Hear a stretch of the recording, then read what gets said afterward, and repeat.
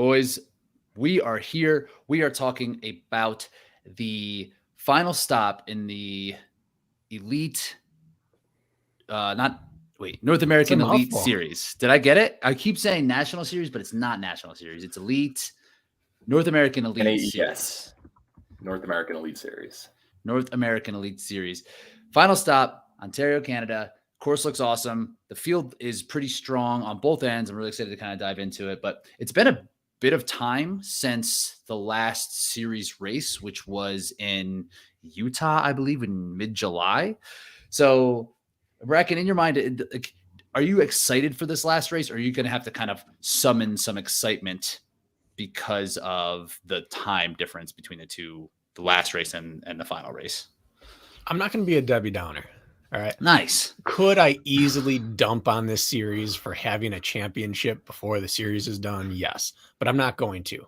And I'm going to point part of that finger to the athletes who showed up for OCR Worlds. Tyler Veerman made me excited for this series.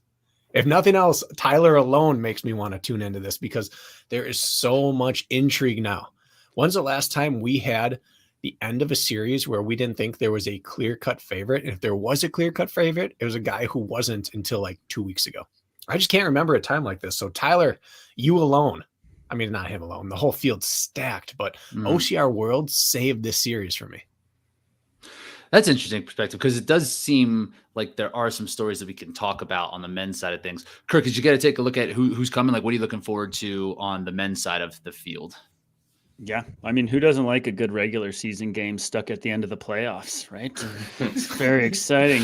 I actually am surprised with the turnout, to be honest, for this event. I thought this one might get brushed under the rug a little bit, and rightfully so, just the timing of the year, what races have already happened, and then maybe if people are focusing on Abu Dhabi, I could see this one being a by the way. Then I looked at the start list, and I was like, this ain't no by the way race. This is a race. We're going to do some racing. So I'm very excited to see that. And honestly, I could be a Debbie Downer, and I'm not going to be, as Bracken had said, because this is, we want to see East Coast courses. At least I do. And so seeing a non-altitude mountain race, which is in fact probably more mountainous as far as elevation gain than any of the previous we've seen out west, is like exciting to me. So let's go see some altitude, non-altitude factor mountain racing. So I'm actually really looking forward to it. Jack, how about you? What are you thinking for the men's side? Yeah, I think once they opened the borders and made it easier to travel, that's the reason why we're having this pretty stacked field. And I think also heading into championship season, this is kind of the last time that a lot of athletes, you're going to be able to see them have that, because most people aren't going to go to Greece. This is the last high level race that they're going to be able to do before going to World Championship, if that's what they're aiming for. But yeah, you're right. It's all about the athletes who showed up to OCR Worlds who've, they're fit right now. And this is just going to be a battle. We've seen athletes run at this venue at OCR Worlds when they hosted in 16 and 17. So I'm pumped for it. And on the women's side, you've got some pretty solid names there as well. Even though athletes like Rose and Chris and Alex won't be there, I think that battle between Lindsay and Emma at the top that's going to just be, it's going to hurt both of them so much, that race. Yeah, it's kind of the same story on the women's field. It's unfortunate that the depth of the field didn't come, but like Kirk said, it's this season, this regular season race at the end of after the championship. But like in terms of where it's like fitting there, this will, like you mentioned, Jack, this will kind of be the last real big race that these athletes can go into before Abu Dhabi if they choose to go there. So Bracken, in your opinion, is there a benefit for athletes to race this one, or is it still, I guess it's like 6 to 7 weeks away from the World Championship still? First week of December. Yeah, we're mid-October, so 6 to 7. Yeah. 7 weeks. I understand why you wouldn't, but from big picture, I don't know why you wouldn't. It's far enough out that you don't want to lose. You don't want to lose your racing yet. And you have so much work you can still do in 6 weeks. Even if you're doing the VJ style in theory, where you want to become, what do you say, the king of the sand dunes or whatever, and you're just throwing yourself into that. What's one more weekend of feeling yourself out next to the people you're going to have to compete against for the world title anyways? So I understand why people might disappear into the woodwork, but I don't think the timing's bad. My big question is, why wasn't this the North American Championship? They're both in Canada, right? Yeah. Money. It just sits nicer here. So yeah, I mean, maybe there was a different venue fee, but to me, it doesn't make sense why one was and the other one wasn't, unless it was financials. If that's the case, sure, take this argument away. But this feels like the crescendo of the season. It's a nasty course. It's the biggest vert, which Spartan likes to put that far into the spectrum thing at the end. And it's got a really accessible airport to get into. I just think that this is the North American champs. Doesn't take anything away from our two North American champs that already won, in Rylan and Lindsay, but this is the North American champs in my eyes. Again, it's like part two. And to jump in, I think like the one thing Spartan sort of embraces is making these end of the season championships in conditions in which can be unfavorable. And so we got like a nice conditioned Kelowna, which is fine. That Nice was conditioned. Well, I mean, it could have been worse. Think of like the years in Tahoe. Think of what an East Coast late October race can be. I was out there. It wasn't pleasant. I can tell you that much. So like you see people at Blue Mountain at OCR Worlds in the past have hypothermia and like all these, weather conditions. So I think in that regard, like just that whole weather factor seems to be, I don't know, more consistently terrible the later this race is pushed off, right? Like a championship race, which they may get this weekend. I haven't looked at the forecast, but just to piggyback your sentiment there, I don't know, embracing the suck of the fall is bound to happen. With these type of courses, I've raced New Jersey in the past at Vernon, and when the leaves start falling on these East Coast courses, it makes the footing so scary because then it's like technical trail that they're going over, but covered with leaves, so you can't see at all. And I didn't look at the weather. What is that looking like? Anybody check it? Rain all Cold week until everywhere, Thursday. really. Oh, is that right? Yeah. So we could get some mud. So it could be similar to what we had at Stratton, where it could be kind of like mud slides down the slopes. And we'll look at the map. But just kind of go back to what Bracken and Kirk and Jack, you guys were mentioning. Why would it matter financially? Would a North American championship be a bigger appeal for a venue to pay Spartan more to come to it? I don't really know how that works at all. I'm not really going to pretend to. But like, why couldn't they just slap a national series or a elite North American series sticker on one and a North American sticker on the other? And why does that matter? Well, I don't know how they currently work. I haven't seen the documents since probably 2017, but at that time, maybe 18, they're bidding these things out, and it's several $100,000 to host a national championship or regional championship versus maybe half. I thought it was $200,000 and $400,000 back in the day for a national series event versus a North American championship, something like that. So you're just bidding it out. And so if Kelowna bid higher, then they got the championship. That's what I meant financially. You've thrown those. Oh, go ahead, Jack. I was going to say they had meeting minutes from some Lake Tahoe board meeting, and they revealed like the amount that they used to bid for the World Championship to renew it. Like they got right of first refusal. If someone else offered more, they could be like, you know what, we're actually going to take it and stuff. So it was something like 250,000 or 400 or 500,000, depending on if it was like the North American versus the World Championship due to the prestige.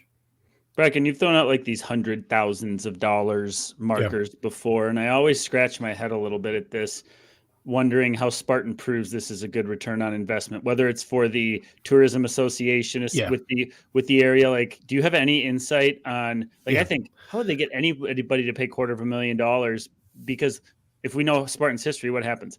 They get a sponsor, they get a title sponsor, they have them for a year. The sponsor realizes there's no return on investment and they dip. Then Spartan finds a new one and it's like rinse and repeat. I'm just curious. Do you have any insight on that? Yeah. Again, I don't know their current sponsor proposition documents that they send out, but back in the day, again, right around 17, maybe in that area, I think they were claiming and could prove $4 million in revenue that they would bring in by bringing Spartan Race there between hotels, restaurants,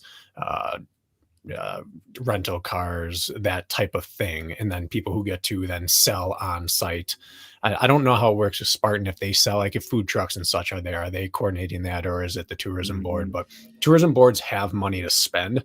And so they're always looking to they have to bring things in. They're who are in charge of finding and filling convention halls a lot of the time and bringing in musical acts. So Spartan just promotes it like anyone else would, say, this is what we can bring in. This is what we ask. And if those numbers are accurate, if we can bring in 4 million, pay us 400,000 to come there. And That's good for both of us. And I'm guessing then they have the same type of projection for regional race versus a national series race versus how accurate those are. Like, because do you really think there's going to be better turnout at this race than Kelowna or Kelowna than this race because of the title of the race? Because it just seems I think it's more they want people to find out about their area and come back to go skiing in the winter, and then spend another $200 a night in a hotel, and then eat at the restaurants locally. I understand the why, but would the reach of that be greater for a Spartan North American Championship versus a Spartan Series race? Historically, yes. If you would look at Tahoe's numbers or Killington's versus Palmerton or Big Bear, you would see that they get bigger total numbers and turnout, and people stay in town longer because there are more things to be a part of. I don't know currently. Again, my Spartan back-end knowledge ends right around 2018. But historically, Tahoe would bring in so much more than Big Bear would because they had festivities all weekend long. And the Sunday race really changes things. It makes people stay longer, and they arrive earlier because there are things to do. So it does make an impact, yes. For these two, Kelowna versus Blue Mountain, I can't say. I would think these big races would be more likely the higher payment races as far as getting to the venue or the venue payment would make more sense at smaller cities, off-site little town and villages, because they would see a direct correlation to their immediate location. Whereas if you put a championship race in Jacksonville, Florida, we have a multi-million-dollar metro area. How are you going to quantify that? But you put it in the village at Lake Tahoe, you know exactly where that money is going, right? Versus spread out. So maybe, just maybe, because Blue Mountain is closer to metropolitan areas, it would make sense financially for a smaller venue like a Kelowna, because they know the money's going right there. It's not bleeding out into bigger residential areas. Does that make sense? I'm wondering, if you look at the history of the championship races, they're all in small, sort of inconvenient or localized spots versus outside major metro areas. I'm wondering if there's something to that. And Blue Mountain's still about 2 hours from Toronto. So it's kind of hours, hey? Yeah, it's kind of like a half. It's like a little ski town as well. It would be similar to a Stratton, or what I would imagine Big White would be in Kelowna. I would think. So they could justify that payment. Yeah. So let's talk about the actual series itself. I went back and looked at the series standings, and I could share them if you. I don't know if someone has a better. I was on Spartan's site, and it's just I've already got it. You got it. Could you share it? Because I was going. Don't even try to do Jack's job, right? Just let Jack do it. He can take all the credit and all the blame, right? It's just easier. That's true. That's true. If I'm Spartan, I just hired Jack. Totally. That's it. It's a no-brainer. I would fully support that. What title would you want if you were at Spartan, Jack? Director of Statistics. Manager. What is it? Assistant to the regional manager. Chief data officer. Chief data officer. I like that. That's not bad. All right. So I didn't have time to do the women's one, but this is never mind. That's a terrible job audition. No. I was doing it this morning during my staff meeting, so I was trying to. Okay. This you didn't have time to do the women's. Okay, let's talk about the men's then, because that is something when you go on the site for Spartan, where they do have the standings on there, but you click in to see where everyone finished, and when you click back out, you got to start the whole filtering thing over. I was losing my mind.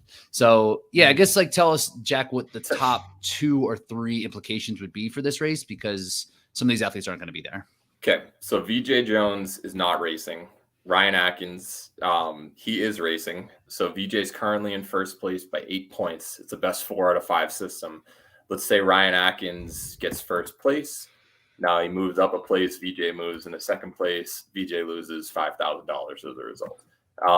So I think the tipping point is 6th or 7th. So if Atkins gets 7th place, which is unlikely, but it happened in slow already. It's happened. VJ would win the title. So you can see 7th place. There's no change. That's not happening in this venue. If he gets 6th or better, he wins $15,000 versus $10,000. I'm shocked VJ isn't fighting for that. I mean, continue, but I'm shocked. Well, here's the thing. So say Atkins wins and VJ gets second. he'll win. But if VJ gets third, he still gets $10,000, which is the same as not showing up. So I think that because he has that 11 on his that Utah right kills him because Atkins has a 7th and slow. Is that what the prize money is? I thought it was way less than that for the series. Not this isn't individual results either. Yeah, so Jacob I was looking at the wrong payouts. Okay, so 15K. Yeah, Jacob Plinker currently in 10th place right now, so he's gonna have, might be able to get some early retirement with that $200 if he stays there. Can I interrupt? Yeah, I laud them for giving out so much money, but the distribution doesn't make a ton of sense for me. No, because it's just like if you can't go top 3 in a race, screw it. What's the point? Because you can't go top 3 in the series. $1,000 for being the 4th best through a series in North America. That's kind of rough. Fellas, I don't want to belittle any results that we're seeing on here, but now that I'm just looking at this, I know I'm sidetracking us, but like, what does this say about the consistency of the depth of the field when you have an Emmanuel Sierra Camacho in 7th place and he's 36th, 24th, 7th, and 22nd in his 4 races? He just has a full score. Well, correct, but there's a lot of full scores on there. I mean, there's enough full scores on. In the top 10, there's 7 full scores. Yeah, and then it's like, but then you're getting into. I don't know. I'm kind of shocked to see that a little bit. It looks like some big players have showed up, but not consistently. Like after the top 5. Like if you even put in like Logan, if Logan goes and gets 10th, right? He's bumping him down. Like there's a lot of people who just don't. Correct. Like Matt Rock will get a full score. So if Logan gets 10th, he moves up in it. Well, I guess it would depend on what happens above him. But like chances are, Camacho isn't going to beat Logan. Yeah, I'm just saying a lot of times this would go down to 15th place, and everybody. I know there's still 1 race left, but you don't see in the past. You wouldn't see numbers like. Even in the teens on there, typically for many people in the top. Travel budget got taken away. I think this is what happens when people don't get a stipend. Yeah, the athletes are better than they ever have been. We have more good athletes than we've ever had in this sport. I stand by that. It's just the consistency in which they've showed up is decreased. Yeah. And that the travel demands were international so much this year, and if you were East Coast, like you weren't traveling, so it cut off almost all the contingent on the East Coast. Like how many East Coast athletes are even on this list? Logan, and Atkins. Atkins. Okay, yeah. So here's one. Brent Trail, Mark Batres and Rylan Shattuck. That's 3,000 versus 1,000 for 3rd and 4th. Let's say Rylan. I'm just curious if he wins. Okay, he'd pass him. I'm just seeing what the worst. Yeah, see if he gets 5th.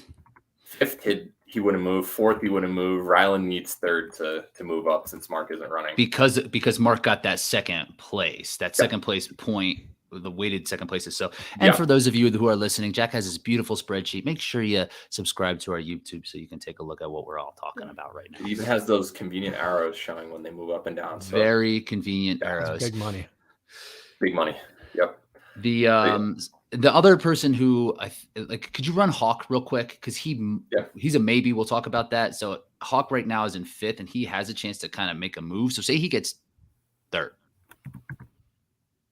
Depends on what happens around him. Like if Rylan gets, even 10th, he'd gain some points. Or I guess let's say Rylan gets 4th or 5th. You said, okay, yeah, Hawk's gonna beat him. If Rylan wins and Hawk gets 3rd, Hawk still gets ahead of him, and Mark drops a lot. So. This is where I wish the North American Championship sort of counted in towards something, because this just doesn't really align with my morality of talent. Well, look at the year so far with Mark Batres versus Rylan. Mark beat him in slow, beat him in Mexico. He was a couple spaces behind in Big Bear and a couple behind in Utah. I think Mark's been a better racer in 4 of the 5 races. I guess 4 out of 6 if you include Kelowna.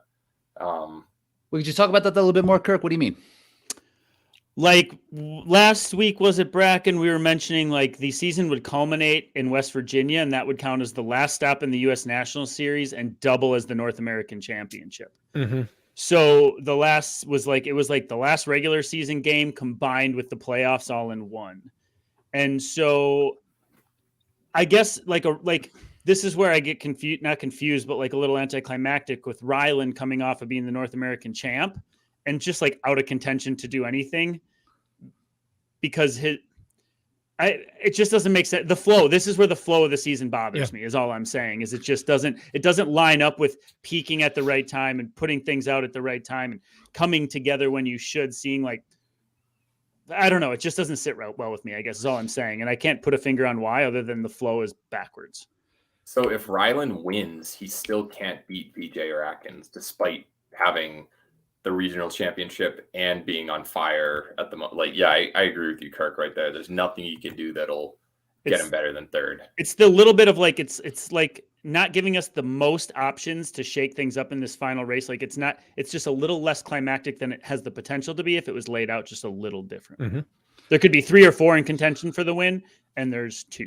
But is it any different than in like pro sports? Say that some football team went 9-0 at the beginning and then, 500 the rest of the year, and they just built up enough of a cushion, and who cares? The team that wasn't hot they weren't hot at the end of the year, but the team that wanted a huge run at the end could still finish behind them in the standings, because it would be like that if Kelowna and Blue Mountain were switched in order. That's true. Yeah. It'd be like if the team won the NFC championship in the midst of a 7-game slide and missed the playoffs. Mm-hmm. Right. What does that mean? That's true. So I get what you're saying. The timeline's the issue. Yeah. The timeline is the issue. And then, I still, if the timeline's now in order, sure, let the regular season play out and then start your playoffs. I still liked that the last one counted, but again, it's the timeline. And I don't think they'll do that again. I think they've seen it's an issue. Bracken, is there precedence in motor racing for something like this? Do you see things happen where is that the correct term? Motor racing? Motor racing? I'm not a motorsport guy. That's not true. This year, my son got into it, so now I'm getting into. I can't think of a sport. I'm sure something exists out there, but I don't know of a sport that crescendos twice out of order, of something that the playoffs start while the season's going on. I don't know of that. NBA this year, right? Euro basketball, some leagues have a mid-season tournament. I know one, actually. Hockey during the Winter Olympics, they sometimes have a lot of players go over there to represent their country mid-season. True. And that's close, but that would be like going to OCR Worlds in the middle. It's not the same league. Different organization. It's a similar example where you can win a gold medal and then your team sucks the rest of the year and your season wasn't for anything. You don't think the NBA All-Star Game is the pinnacle of the season? Dunk contest. Dunk contest used to be. Not anymore. It's trash. So the fact that we are struggling to come up with something says all we need to say, but I don't think we'll see this again. So it looks like the actual stories that we want to follow for this, if Hawk races, it's Hawk versus Ryland. That's going to be the most compelling thing to watch. And then we're just kind of watching the leaderboard in terms of where Atkins comes through. Because you said it's 7th, 6th or better, then he's going to pass VJ. VJ's set with 10 stack. And Kirk, when you said that, I was like, yeah, you know what? If VJ he has a chance, but he's going to sit at home and win 10 stacks. And that's pretty good. You don't often get to do nothing. It's a very VJ move to make. Yeah, it really is. He probably doesn't even understand why we would even think about it. He's like, yeah, this is great. I'm crushing this. This is the smartest thing I've ever done. Do you remember back when Spartan used to have the North American Championship be the final stop, and it was required that you had to be there? Oh yeah. And at first, you not only had to. First year you had to be there. Next year you had to actually start the race. You had to race, but there was no finishing requirement, I believe. So one year someone showed up there just to pick up their check, I think Nicole or someone. And then another year someone had to start the race to be eligible to win the series that they'd already won. So it's less nonsensical than that. That's worse. They're doing that for like the Mountain Series too. They did it for all the series. Should there be, those like flip calendars with like a fact a day? Should there just be one of like all the gaffes that have happened in, on this throughout day OCR history? It's like, that was a thing, really. Jack, you should put that together and we can toss it out to our Patreon members. An OCR calendar on this day of this year. A trivia one. Watch it happen. That was a teaser. We could do an advent calendar too. Those are hot tickets these days. That's not a bad one. That's coming up. What would be put in there? Little like spring energies or something? What would you put in there? A-Shocks? Ooh, some A-Shocks. That'd be a big calendar, but I like it. Full A-Shocks. Tell you what though, just on the men's side before we switch on over, man, I'm all tingling my cords here. I look forward to this race. Probably the biggest reason is that we see Veerman, Rylan, Atkins, who all need to do it, and Hawk, all on terrain that they're supposed to be good at. Mm-hmm. Steep, pretty rugged. They all fancy themselves good climbers, and they would all tell you they're the best descender in the sport and that they're the best technical descender in the sport. Veerman may not tell you that, but his actions said that. They'll all tell Jack that, and Jack will be like, I believe you. Yeah. That must be the case. It is equal playing ground. It's not altitude. It's not any of their backyards except for Atkins. But Atkins is the one that's not riding high right now. So it's kind of like everyone gets to show up. And I love watching strength versus strength. Yeah. Who do you think's the most motivated? Like, who has the most receipts right now? Who's the one going into this? You think it's Rylan, huh? I think he lives on receipts from what we've seen on the back end. That's kind of true. I would say Atkins, but I think he's saving all of his for Abu Dhabi. We've been waiting for it too, for Atkins to return those receipts. We've been saying it almost every single race for the entire season, and it just hasn't really played out that way. So maybe we weren't, and maybe he wasn't sticking that way. But yeah, I think Rylan for sure. Quietly, I think who keeps the most receipts and he just moves in silence is Hawk. I think Hawk believes he should be winning every race he has started this year, and he has not done that. I think in his heart of hearts, he believes he's the best to do this sport already at his age. And his quiet confidence is just stewing because he hasn't done that but once. And it was a great win, don't get me wrong. But I think more than anybody, secretly, Hawk is underlyingly with that call confidence, thinks that he should be known as the greatest racer out there right now. And I think he already believes that. I think he's the one who's got like, the receipts you create, Bracken, that don't really exist, the ones that you create to like manifest motivation. I think Hawk does that constantly. That's my guess on his psyche. And if I was in Veerman's shoes, I would be really motivated to come out and just do it again. Be like, look, this happened once. I kicked everyone's butt on a course that's similar to this. I can do it again. So that was no fluke. And if he wants to really cement himself as that contender for the win at every single Spartan or obstacle race, like this is a really good platform for him to prove that. And you got Lars Arneson who wants to say, hey, like I still had something taken away from me. I should have won a series race. I've been out of the mix. Let me go remind everybody I exist. Like sleeper, not even so. I should have added Lars to that because that man can climb into sun just as well. I think what we're saying Kempson, it's worth Sean watching. Stevens Whale. It's worth watching. Yes, this is worth watching this weekend. Yeah. Fair enough. Yeah, This the is boys are going to be behind the mic. Yeah. Nice. Yeah. Yes, Bracken, I agree. The individual race itself is more compelling than the stories for the national elite North American series. On to the women. So, do you know who's in first place for the women right now?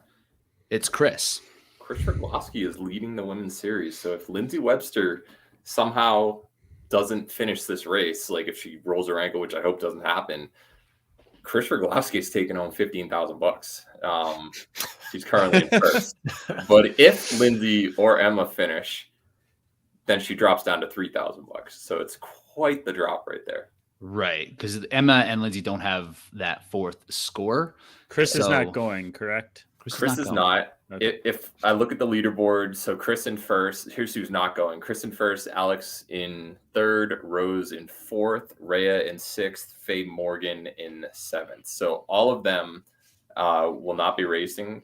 And the next closest is Ashley Heller. Ashley Heller would have to win this race in order to jump Chris. So it's pretty sure Chris is going to finish in third, just like VJ, where she doesn't need to show up and she'll just collect the big check. And I was thinking about this, especially after the 15K in Stratton for OCR World Championships.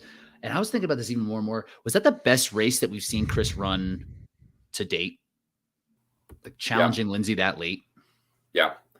I actually sent a text to Nicole showing Chris's progression and like how close to the winner she's been. And, it started off in the high 80s. This year, it's mostly been in like the 90, 91, 92% range. And then she was like 1 to 2% behind her at OCR World. So by far that was like, she was just peaking at the right time. And that was the closest she's ever been. That's because she's following that beautiful periodization of season to just smash right when it counts. Is that what you're saying?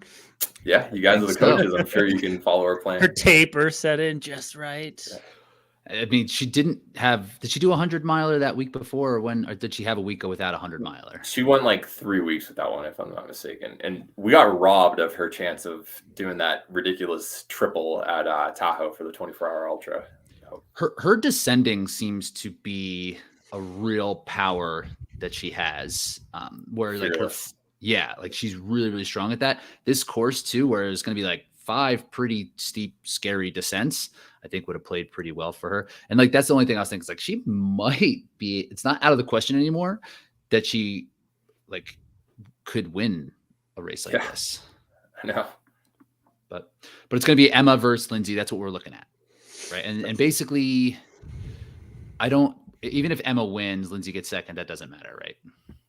I think Lindsay, cause she's won 3 races, I think should have to get 4th or 5th, some unlikely scenario in order to not win, because she's got 900 points. Emma has 828.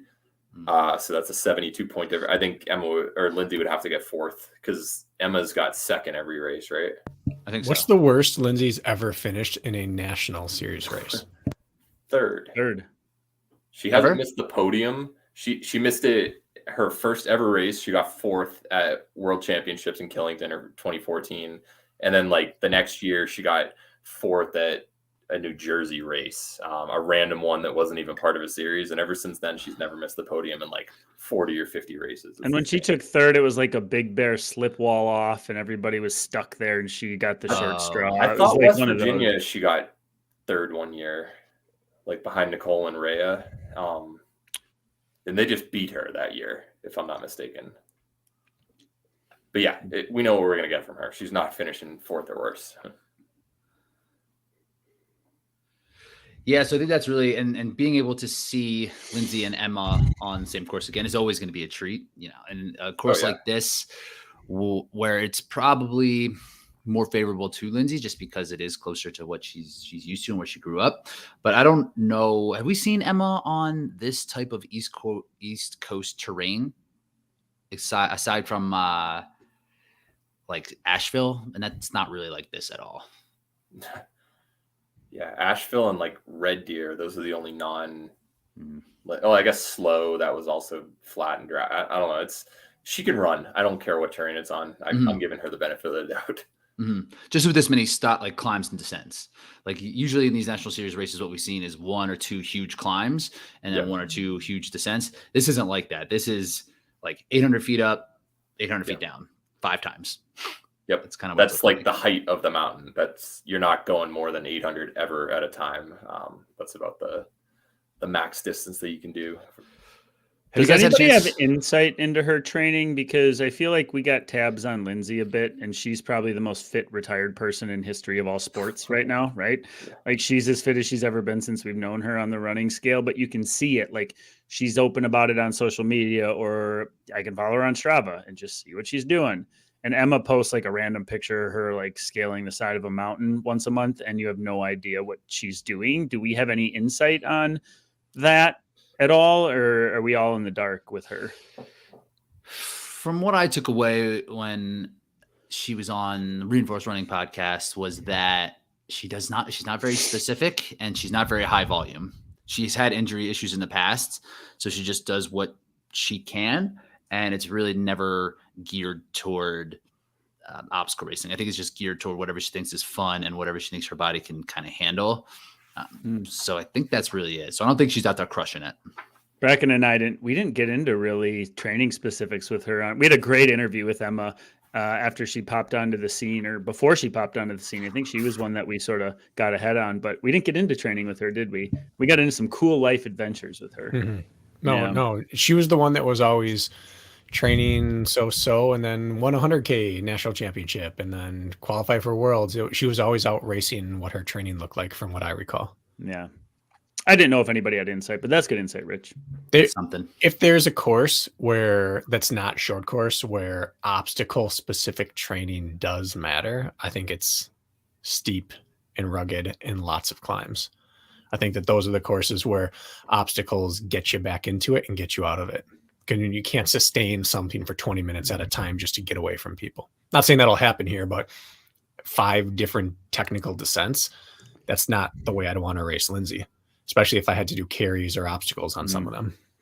Is there anybody else that can even live on the same planet as them? For example, we saw like Faye Stenning come back to racing and race pretty well in the East Coast. It's like, why don't she just cross that border and give us something to talk about? We got nobody else, right? Well, like not to look, there is someone who's racing actually who's in their stratosphere. Oh, Annie Doobie. No, Nicole Miracle also is she back in? So, well, that's the thing. She's the game time decision. So, but she's trying to make her comeback in order to help because she thinks she'll be healthy enough for Abu Dhabi. But the only way to qualify is with a top 20 finish at a national series race. I'm pretty sure Nicole will be able to do that against this field, even if she's like going 60% effort. But she's a little nervous because all she's been doing is flat stuff while doing her rehab because she had a couple setbacks in the past. So I don't think she's going to attack the downhills or anything, especially with like rain and mud. She doesn't want that loose footing. But when healthy, Nicole's up there. Yeah, it's just an impossible setup for her. And you know how descending is. Yeah. What loads your knee the most? Braking. Yeah. The only way to take pressure off your knees is to move your feet fast. So it's an impossible setup for her. I would just wish upon her no expectations whatsoever and just finish healthy with some confidence, be able to move forward rather than backward. And hopefully we get Nicole back at some point. But this won't be Nicole Miracle. This will be Nicole rehabbing. Could you blame her for being gun shy? I would be so gun shy out there. Not at all. With the leaves falling and 4 days of raining beforehand and 5,000 feet of descent, that's a tough ask. She had a much more catastrophic knee injury and surgery than I did. But having had 2 knee surgeries, the only way to be prepared to descend again and get that confidence back is by hitting several workouts or races. But you want to feel it in the workout first. You have to hit descents before you can descend. And it's a graduating process. You ease into it and then you earn another level. And eventually one day you rip one and you're like, oh my goodness, nothing happened. Okay, I can start. I don't think you can jump into it. I mean, she's world-class in every sense of the word. So maybe she could, but it's pretty impossible. I just wouldn't expect that she would race. She would go out there to finish 20th place. The interesting thing about Nicole, and I hope she does race, is when we chatted with her, Bracken, on a while ago, the only training Nicole was doing was uphill training because it was good on her hip, I believe, right? She had a labral issue or something. So all Nicole did was any quality work was uphill, and she had to minimize her flat running. So it's just very interesting to see that script flip with her only being able to run flat, according to you, Jack, which I just wonder what that does to a person comparatively. That's a 180 from how she was training pre-knee. So, I mean, I'm sure cardiovascularly, she's there to have a solid performance. That she's not going to be at her A game, but I think the tentativeness going downhill and everything, 5,000 feet, a full vertical mile of tiptoeing, that's going to cost her some serious time this race. Couldn't be a worse course. Yeah.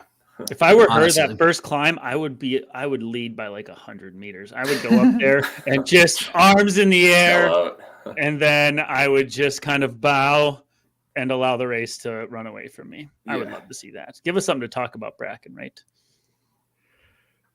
Only other thing worth considering, and Annie Doobie, I think, she's healthy and she's going to be someone that can contend or like will put her nose in it in terms of the rest of the field, because it is pretty much Emma Lindsay, gap, Annie, then another big gap in this field is kind of what it's looking like.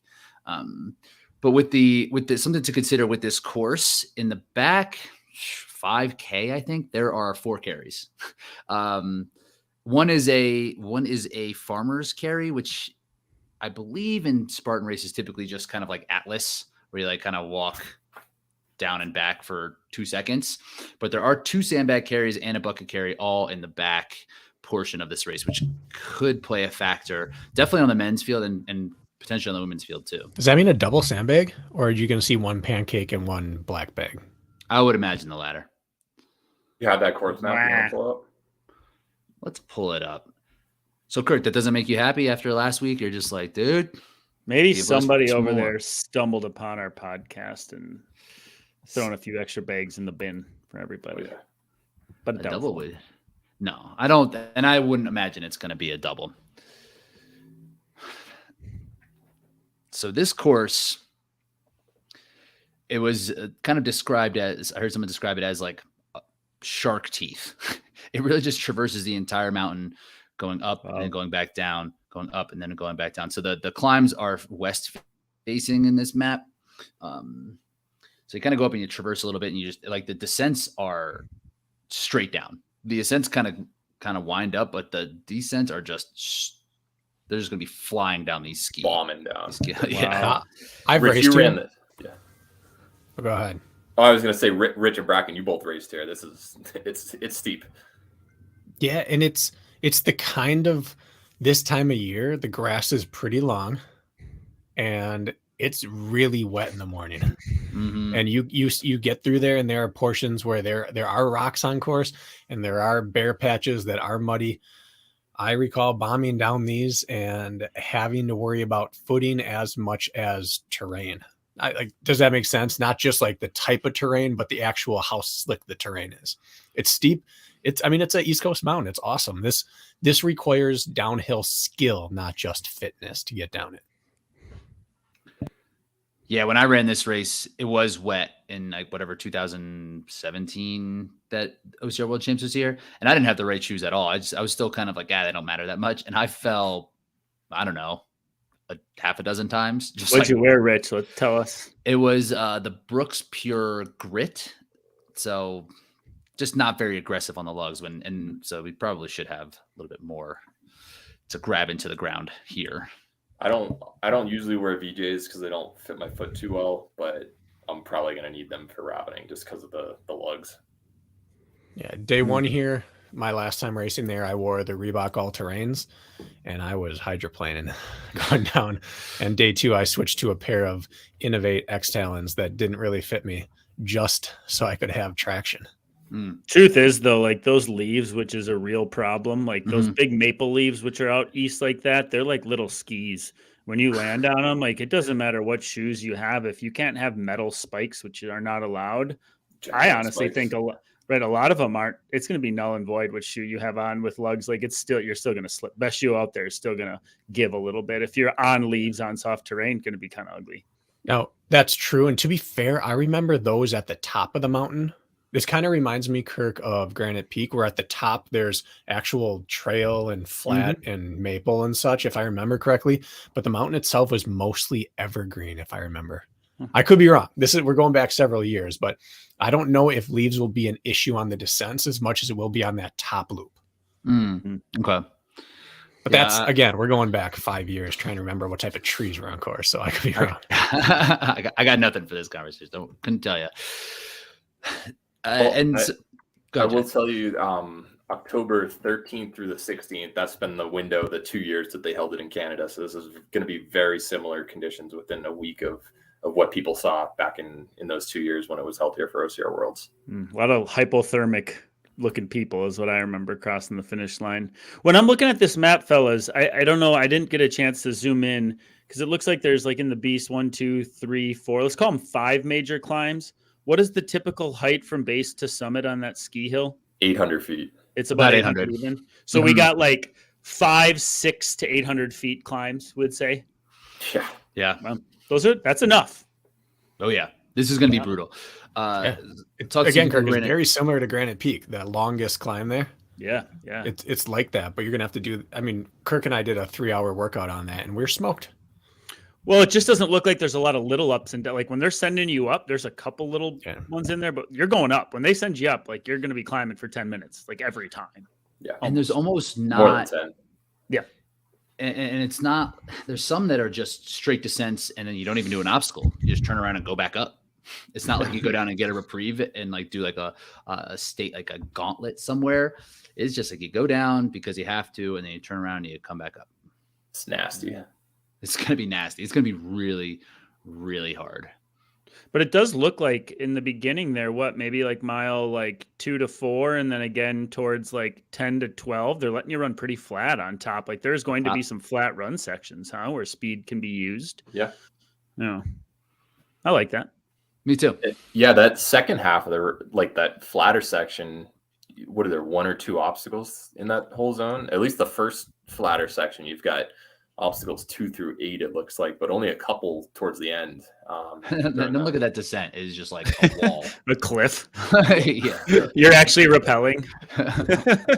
Well, no, it's just like, it looks like, I would guess. I mean, of course it's going to be terrainy, but I'm going to guess there's 4 miles of flat running on this course where you actually be able to maybe run. I mean, you look at the map itself, and we got a straight line for almost a mile on the top of that hill. We're just letting them run. Like flat speed will matter a little bit here if people got it in their legs. It's not like the West Coast mountain races where you're going up or down and very little flat other than the festival area.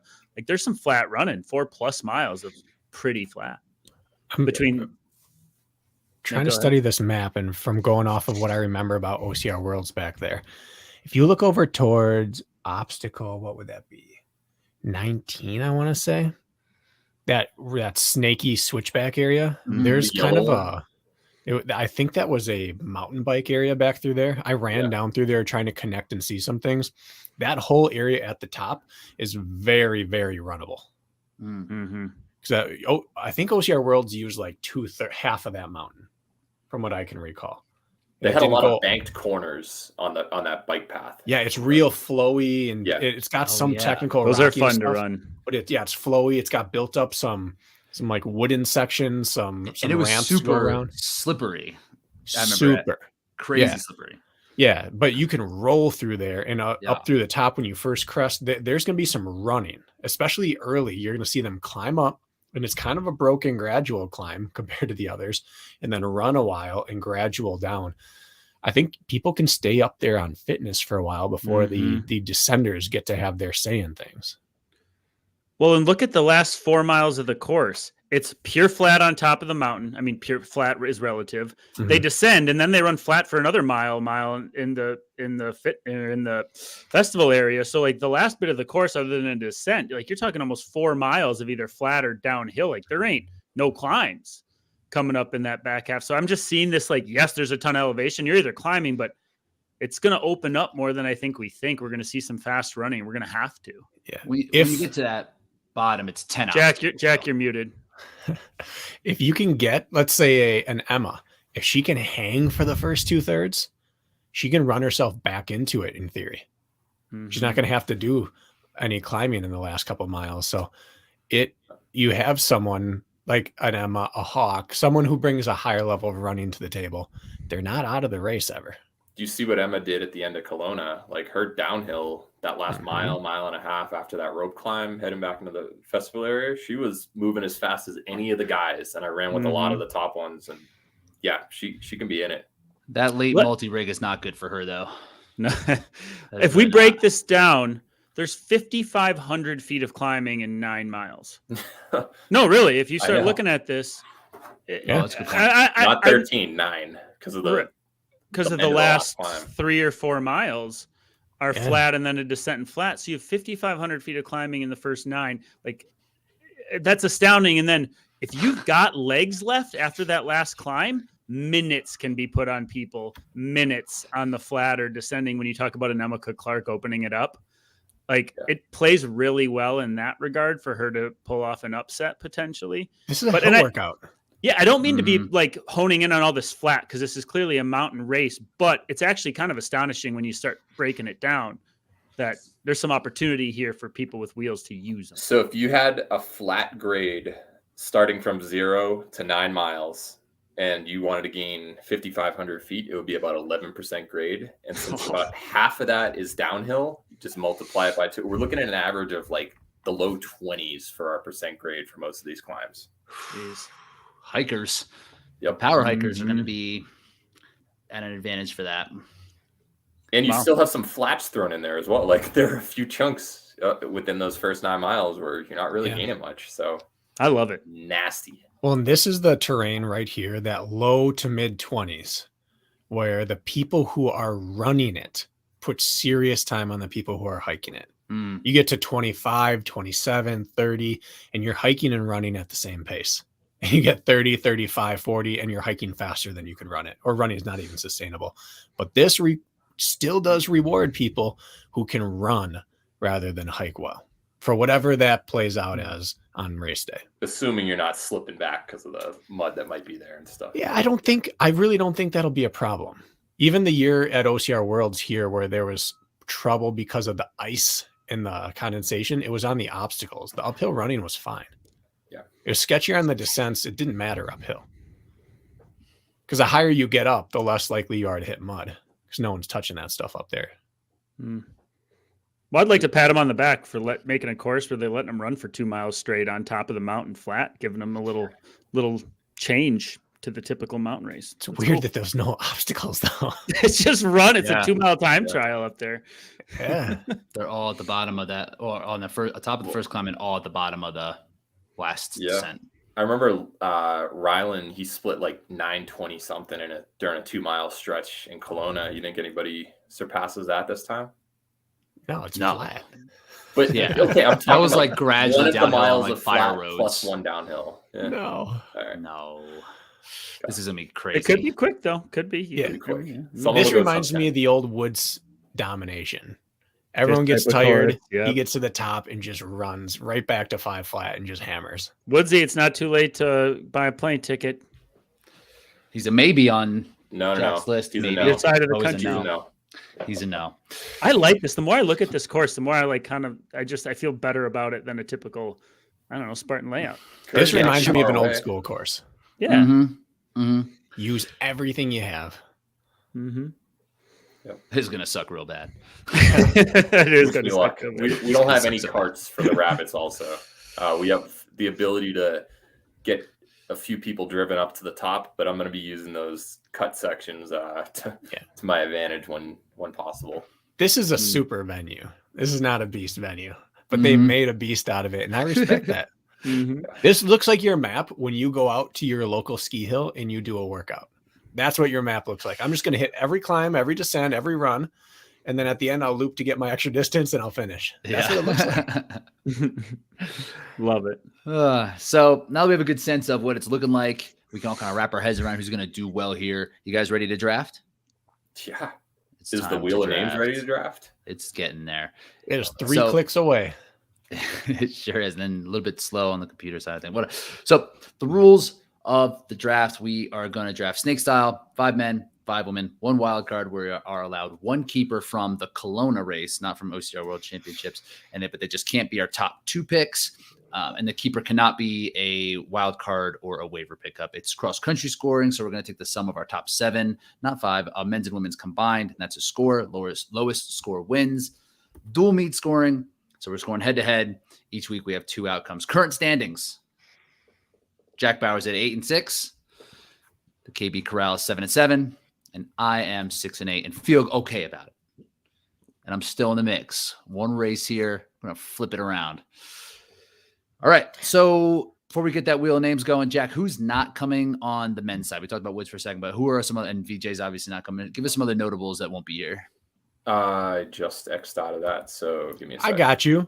Josiah. right. Got it up here. Josiah's not coming. Hawk calls him maybe. Dealing with a few physicality issues. On the women's side, with no Casey Monroe, so I can't draft No, her. Casey Monroe's racing. Oh, so you have her as a maybe. You have her as a no response, Jack. Really? You do. Okay. Well, Yes, that's why we go Jack. over this. Oh, once again, It'll be Jack trying to physically on finagle the screen. system. Whoa. I'm not making fake Annie excuses like Rich does. Whoa. That's All right, keep so it- I keep it back down. off. I'm only All right. working off the information given to us by the director of stats. Director. No. I'm the assistant to the regional manager. I'm not the. Yeah. Okay. So names that are not going to be there. We'll start with the women. Alex Walker, Alicia Keeker, Callie Schweikart would have been good to see on this course. No athletes from Mexico besides Double Z. So ICZ. Yep. Faye Morgan will not be there. I know some athlete like Ida and Leon are going to Battle Bunker. That would have been cool if they made a quick stop here before, but they're not doing it. Jamie Brusa, Chris Rogloski, Lacey Burgess, Natalie Miano, Rhea, and Rose. That's a lot of names who aren't there on the women's side. They're gonna do Battle Bunker, you said? Ida and Leon? Where's that taking place? San Diego or something. SoCal. Next weekend. Was that race a big draw? Prize money. Yeah. Prize money is 6K to win, but it seems out of there. We should talk about that. We can fill an episode. Great. Yeah. Not today. We're already like an hour in. We are men's side. Aaron Newell, who actually got second here last year, when it was a Canadian Series race, he will not be here. All athletes from Mexico, besides Emmanuel Sierra Camacho. So Angel won't be there, and none of the other ones who did well earlier this year. Let's see, Ian Hosick, Johnny Luna Lima, Josh Riedinger. I would have loved to see him on this course. That would have been. And Johnny's been rounded into fitness. It looks like it'd be good to see him out. With these fellows. I think he's in Brazil right now. Mark Gaudet and Mark Batras will not be there. Mick Dorello, I would have loved seeing him, but he just can't get the time off from work. From what I've been told, Nick Mask won't make it either. Ryan Woods would have been good to see how he does, and then VJ Jones finishing off alphabetically. So good names. Still a really deep men's field and some pretty solid storylines for the women's field as well. Anybody else you care to fill us in who you said wasn't going to race but happens to be racing now? My whole draft strategy is all screwed up with the Casey Monroe news. Now I don't know now I got to redo all my tiers. Okay. Yeah. No, I've got it. Should have it all on the screen. I'll just share the screen in a second, but let's do the keepers first. Oh yeah. You have the keepers from. Yeah. Feels like it's been a while. It has. Yeah. It is. And this is from season has come and gone and arrived again. Sure has. I'll share my screen, and we're doing it from Kelowna, not from OCR Worlds or anything else. Correct. Okay. So Kelowna, Bracken and Kirk, you guys picked first. Let's take a look at your keeper or your drafts. You can't pull pick. This up. No picking Lindsay or Jamie Brusa, who's not going to be there. So here are your choices. And wild cards, you're also not allowed to take. Man. No wild cards. We already said that earlier this year. No wild cards? Well, then it's No an wild easy cards. answer, isn't it, Bracken? Yeah. Give him to us. Could I please have Rylan? Rylan in the third round. Rylan Shattuck, please. Damn. Oh my goodness. I did not know that was going to be the case here. Man, That's not that great. changes the direction of the draft a little bit. that feels nice, doesn't it, Bracken? Yeah, now it doesn't matter what pick we take up front. We could be the first pick. We can be. Who cares? Yeah, that's We I got don't want to lucky get too there. big for my britches, but that's a pretty dang good advantage. All right, Rich. Yeah, watch this though. Let me get Annie Doobie in the eighth round. Well done. That's another good one. yeah, I better have someone. that's a good one. Yeah, no, that's a really good one. Because if she's not top 3, then Rylan's probably not top 3 Something, either. the world has gone wrong. Because they both use chalk or whatever. yeah, Sharing job. my team. And Oh, you got wouldn't it be SSW? nice if that went up just one there? You could snag the SSW. It is. It should It be is? double. It should be. Oh, double. yeah. So everyone gets a good pick. Yeah. If he wants them, I mean, like he's Yeah. got a couple. He's got a couple good ones. I think I'm gonna go Casey in round 5. Can we keep a keeper Oh, she has twice a in a keeper symbol row? next to her. I think Never you would mind have then. to take her in the first pick. Nope, not gonna do that. All right. Rich flying in. Didn't flying want in. Sean Stevens Whale still available. Why did you do that? Just let him. No. He could have got both though. I like it. Keep Jack accountable. Yeah. No one else would have these numbers if it wasn't for me, so I think I get a mulligan. Let's go. I'll go Brendan Neely in round 6. You don't get to use that often, Jack. You got to chill. Got to pick your spots. Brendan Neely round 6. You seemed pretty high on Jeff Carr last time. I thought maybe you'd go with Yes. Take He's not here. him. Oh, He's a maybe. All right. All right. Those are some. That's a good pick. Yeah. All right. I'll stop sharing my That's a good screen so we can get that wheel of names up. Here it comes. Shit. Man. Did Jack just boot himself? That's a great way to We'll take second. You can have first or second, whatever. Let's just get Jack. Have Jack exit. All right, yeah, we're definitely spinning while he's not here. Don't let him back in. Here, go.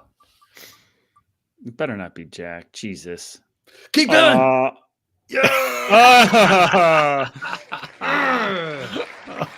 Congratulations, Rich. Oh, I thank you. I want the second pick. Okay. All right, here we go. Do you have any feeling on this, Bracken? I think everything's equal here. So no. Well, it's going to be us here. All right. Yeah. It's not rigged, Jack. Yeah, I'm closing this out. He's back, but we're closing this out. We almost have to go first, don't we now, Bracken? Or do you? This would be a draft I'd be okay going third. Getting the third, fourth. Technology. I clicked X on the wrong thing. We almost Jack, you're last. auto-drafted. I'm You're last. Well, You're it went Rich, last. us, you last. Yeah, this is suspicious. I accidentally leave the booth and then suddenly I'm last place. This is You can weird. watch the replay. Yeah. Yeah, I'll think we're about on it. You're on YouTube. Subscribe. Kirk, I think I would take third here. Okay. Okay. But I don't want to be the sole reason for screwing up this draft if that screws it up. So I would take third. What's your take? Obviously, if we went first, we're going to pick one person. I don't think you can argue the pick that we would make. Mm-hmm. But a guaranteed 1-2 is going to be gone by the third round because those Yahoos are going to take that. So do we want one guarantee or Right. two people who are going to be pretty darn good? I think we actually roll it. Let's go third. I want to roll it. There's enough wild cards out here who could really. Plus, come we already through. have Rylan. Yeah, let's go third. I like that. Okay. All right. Jack, would you like to take first, or do you want to buy? Wait, I thought I'm last. Well, you were the last of the wheel, but we chose to pick third. So you're first. You get the first pick, Jack. First pick. Congratulations. Oh, Rich was first. I didn't see Rich go. So Rich is second pick? I'm second pick. Yep. Okay, gotcha. Sorry, I missed that part. Oh boy. Names out of here. Okay, so first overall pick for me. Let me share this screen. Let's get that draft board up and going. Yeah. Are you going to pull something out of left field on us? Yeah, just wait. So this is Olympian. Okay, so Ryland's off the board. I'm picking Lindsay, so I'll fill in the rest after. All right. Shocking. Yeah, I'm not going to turn down free points. Free point. When some suspicious stuff happened while I was gone, so we'll see. That was a great exit. Yeah. Oh shit! And then just gone. Yeah. It's like, Well, I clicked we're X on the spinning wrong that tab. Yeah. That was great. Great work. Yep. Quality entertainment. Yeah, Lindsay's a good pick, man. I mean, Period. I think she should be the favorite. She's the only pick in Jack's position. Yeah. The OCR 3K, OCR World Championship 3K was the first time that she didn't come through as the first overall pick. So she has some redemption.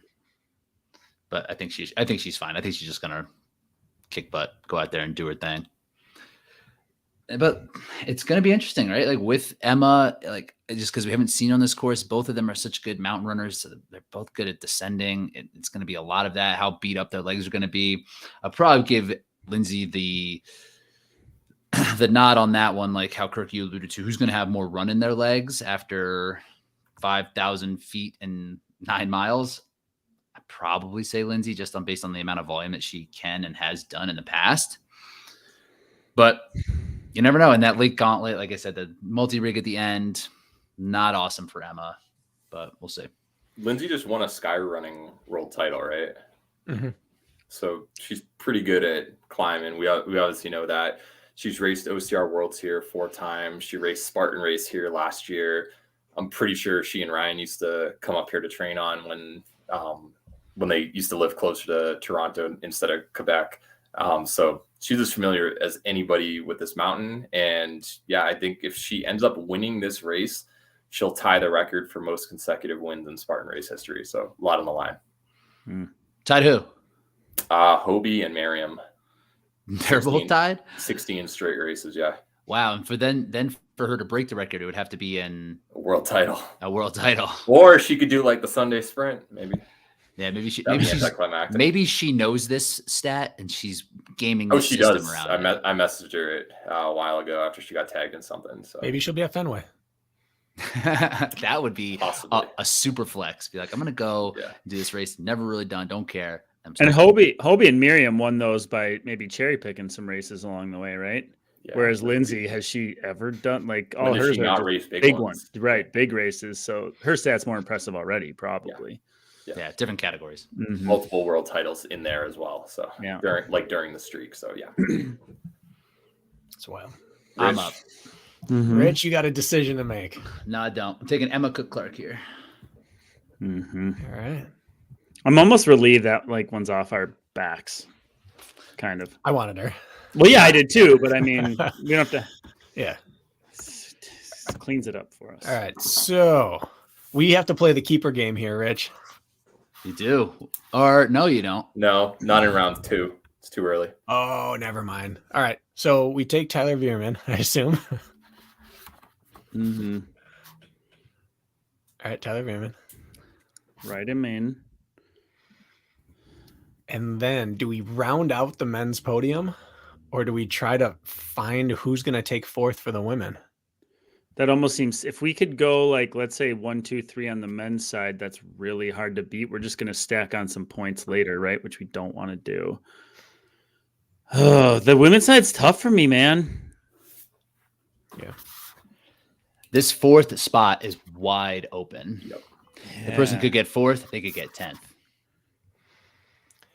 I would. Oh, Casey Monroe is primed to fill that space. I know. I know. The problem is that means Jack's going to have a world champion caliber keeper. Or Rich. We're gonna have to bank on things playing out as we see, and there's on the men's side. It could be the right decision, but I'd say we take Atkins. I don't know how we don't. Yeah. But this strategy never works out, man. Pick all one gender. It has worked Take out the 0 out dudes. of them. Take the dudes. I think we have to. We'd be idiots not to, but we Yeah. would be idiots too. I'm not mad, whatever you do. Whatever. Don't look at us with that smug ass. I face. can't. I'm just looking at my Excel sheet right now. I can't actually see you guys. Jack doesn't Share see screen. faces, just Excel Yeah. sheets. Everyone's face is an Excel sheet. That's because I'm sharing the screen, but that was a good comeback. All right. Kirk, you call it. Oh, I support whatever you do. you could argue. I mean, Kempson's on a damn tear. Lars is in the field. It's just stupid. It's stupid. Atkins. It's Atkins. Gosh dang it, it's Atkins. Guys, Taking are picking Atkins? Ryan Atkins. Atkins. That was painful. That was more painful than it had to be. How many I don't like know. regretful Atkins picks have there been this year? There've been a lot of like, oh, I'm leaving so and so on the table, and I have. This to is pick purely Atkins." because It's all we crazy. picked is dudes. We have 3 dudes now. That's the only reason there's reticency. You guys could have had that first pick. Just saying. Yeah. Yeah. Like That's me. all I'm doing. That's all I'm doing. Saying, yeah, Yeah, the Atkins Veerman. I'm really excited to see Veerman on this course. How like is he going to try the same type of strategy? Just like take it out and put the pressure on the field right away. Like it worked Why last time. I wouldn't don't you? see why. Yeah, I don't know why. It's he the same wouldn't. guys. Same exact guys. Almost the same exact kind, like same style, of course. Yeah. And do they go? I would imagine Ryland's going to go. Does Atkins go? Ryland's going. Ryland's going for sure. Kempson's going. Hawk's going if he's there. It's going to be a pack. Maybe. Ooh. Rich, you got a tough pick right now. I know. A lot of names you're going to leave on the table for back to back. What the Kempson status? What exactly did he tell you? I will. He's a racer. He will go. It's in his pseudo said- neck of the woods. He said 80 to 85%. I think he's just messing with Jack. No. Kempson gave direct answer, and we talked quite a bit at OCR Worlds. Like we're on good terms. It was just his answer. Let me see. You're on the clock. You got to choose. Okay, right here. Are you racing Blue Paused. Mountain this weekend? 85%. I don't know if you can see that. Yeah, that's what I said. Yeah, 85%. That's horrible. That's a yes. That's a no. That's no. Yeah, that's basically a no. He's like, I'm 85% God. in one direction or another. Not going to. I didn't say how are you feeling. I said are you racing, and he said 85%. Like his body isn't 85%. 85% no. He just didn't. Did he say 85% yes? Just Which 85%? Three characters. One of them was a percent symbol. The other two were numbers. That's it. No, yes, no. I see. I think he's. Give me Lars. I'm taking Lars. Whoa! Damn it. That's who I wanted. Hey! You take Kempson. What's that? I'm not dealing with that. If I take my second pick doesn't show up because We're gonna take him. Fucking with I'm Jack. drafting all. all I'm the gonna try to get names. 1 through 6. This is insane. So All right. Lars, I mean, is going to be interesting out here. We've seen him at Big Bear. I mean, he trains and races mostly in Alaska. I don't know how that would translate Similar. to. Sea level. I can't. It's I would sea imagine level. sea level mountainous. Yeah, nasty terrain. I think that he's ready for something like that. I don't think this course is going to beat up his legs the way that it might somebody else. I think he's prepared for this style, and he's going to put it. He's confident enough. He's done it before. Puts himself in the mix. So I would expect to see him. Well, depends on how hard Tyler takes it out. I would expect to see him in that top pack. The only thing against him here is that this is like us traveling to Europe in terms of time zones. We generally only see him West Coast. Hmm. This is a big travel. Alaska is nasty to travel out of. I went to Alaska one winter. I was all thrown off time wise. Because they have their own time zone, right? They're not ours. Not West Coast. I remember you went all the way up there to do a 15-15 challenge with Robert No, Killian and the They had a Bears. boxing match, right? Huh? Gallon the challenge. grind. The grind is what it grind. was. And you went up there to get punched in the face in the boxing ring. I remember you boxed for the first time in your life. Did you punch him You had back? an experience.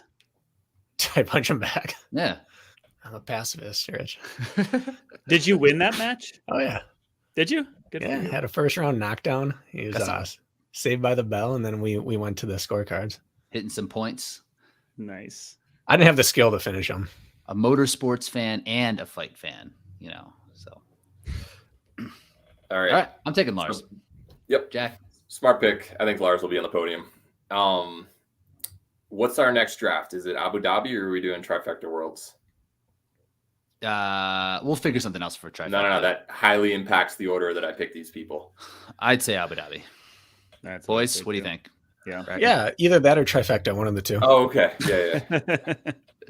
No, seriously. Which one are we doing? I Let's vote bank on Abu Dhabi. Worlds. We can try something different for. Well, Trifecta is a Worlds.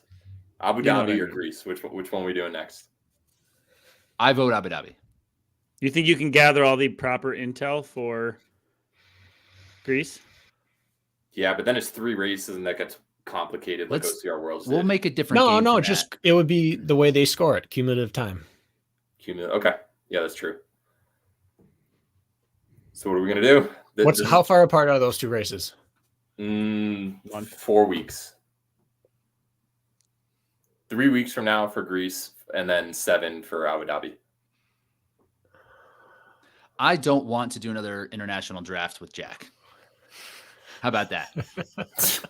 This is Let's do international. trifecta. Oh my God, Kirk, you're the tiebreaker. I honestly don't care at all.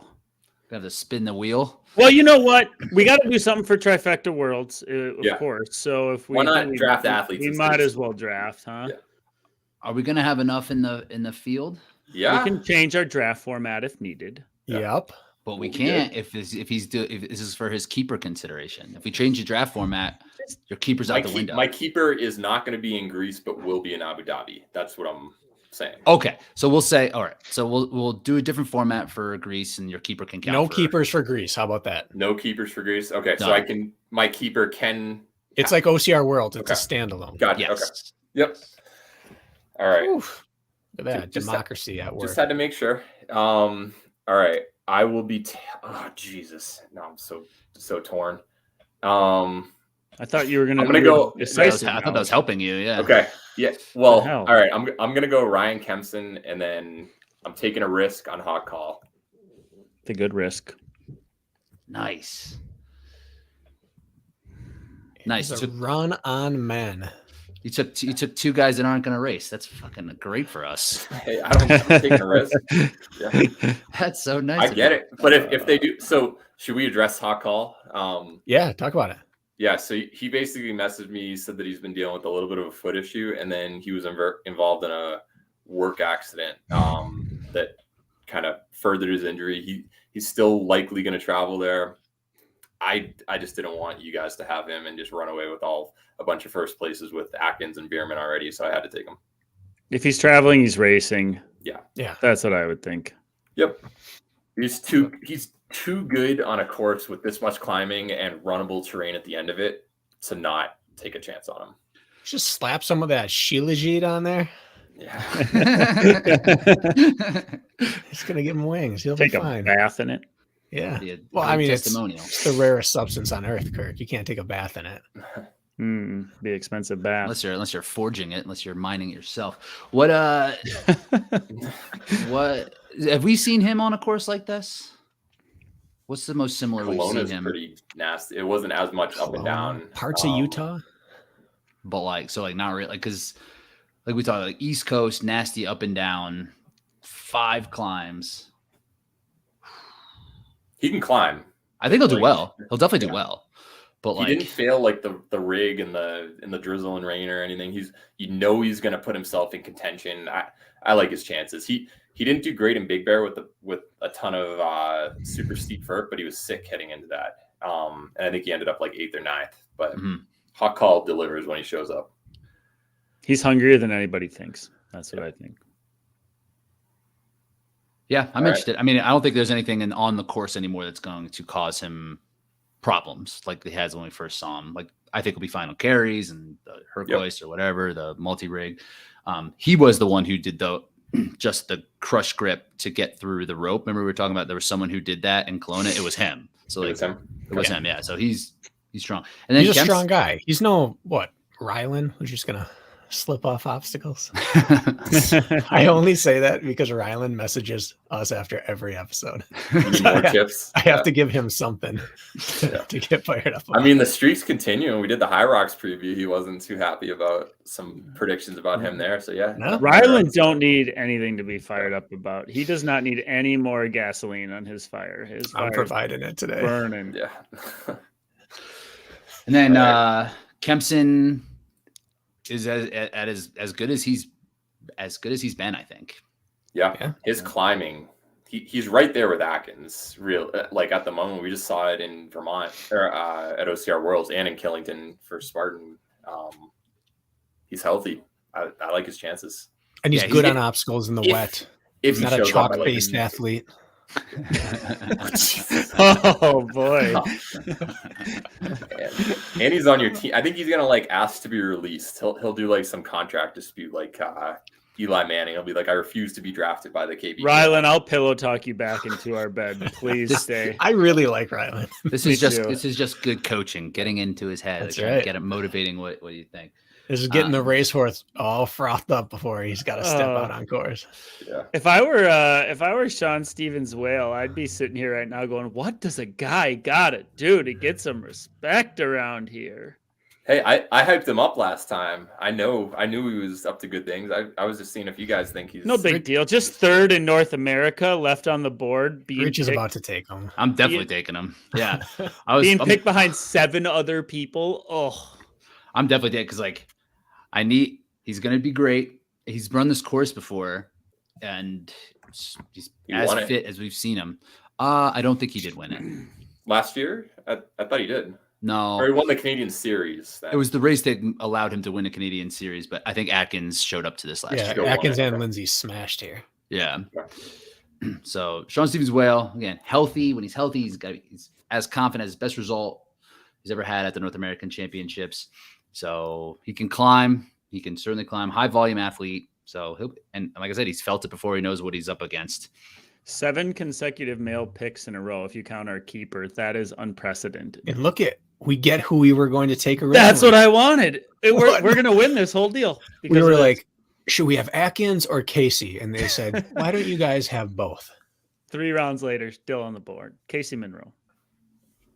All right. That's the downfall for both Jack and Rich. I think we just won this thing. Congratulations, right. Bracken, on the victory. Thank you. I mean, she could For that get one as well. 4th, but she could get 10th. Why don't you quiet down? Nice. Over And there, that'd be your top finisher. That's going to be the scouting report on every woman left here. For sure. Bracken, do you have anything you want to smack talk to Casey about to get her all fired up? Anything you can think of? Really Only grind that her we've been gears? separated for a few weeks. Rich has been sniping Casey as well as I had her in Kelowna. you take her in Kelowna. Yeah, and if we look at Casey, I had her in Utah as well. Yeah. Did she go to Mexico? I don't know. Big Bear. Come home, Yeah, Casey. Yeah, Yeah. welcome back. She's on your team. feel Casey, good yeah, about okay. that. So you guys had her in Big Bear. So yeah, Whatever. And You all get- last year. 2 races. You guys blew before the draft even started. You should have Lindsay on your team, but instead, Yep. I don't know. You could get one of these. Not all these guys can win. All right. You're not switch. wrong. I'm up. I'm going to take Miranda here. Miranda Koplinski. Yeah. She's had top Solid. 10 finishes in National Series races before that are probably more stacked than this. I think she finished 6th somewhere. OCR I Worlds. forget. She did just come off of a 6th at OCR World 15K too. She Yeah. won Killington Beast.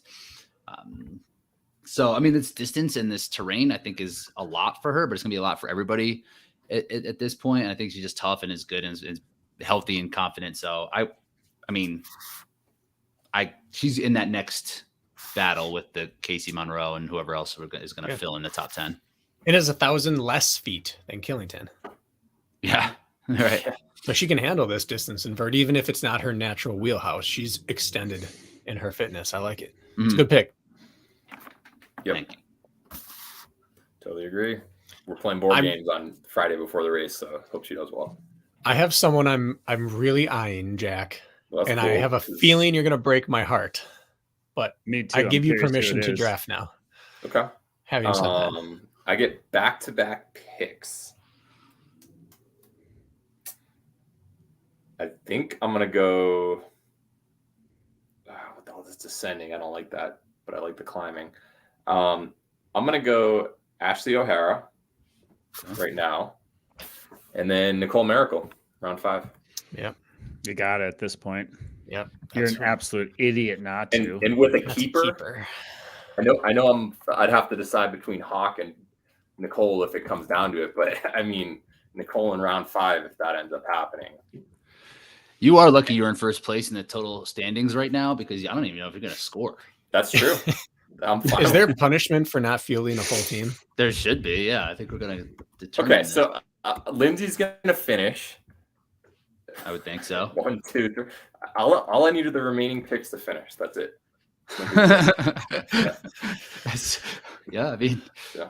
you're definitely loading up. It's like a dynasty draft for Jack. He's keeping it for the next Definitely. 3 years or something. Dynasty with 1 keeper. That's the strategy to go with. No, I think you Ashley's should a great climber. She's a little tentative on the descents, which is what I'm a little nervous about. But that much climbing early on and then runnable towards the end, she can deal with the cold weather as well. That's why I picked her, and obviously I picked Nicole after her just for the keeper potential. Yeah. You're above reproach. Those are good picks. All right. Rich? I'm up. Me and my guy Logan Broadbent. Oh yeah. This course plays well for him. It's a value pick too. Yeah. Was he 2-3 minutes behind Atkins and Kempson in OCR Worlds recently? Mhm. Yeah, I think someone else popped in front of him too. Oh, Manuel International Defoe. athlete. So yeah. So what was he ended up fifth Fifth. there once But still, minute wise, he was only a few behind them.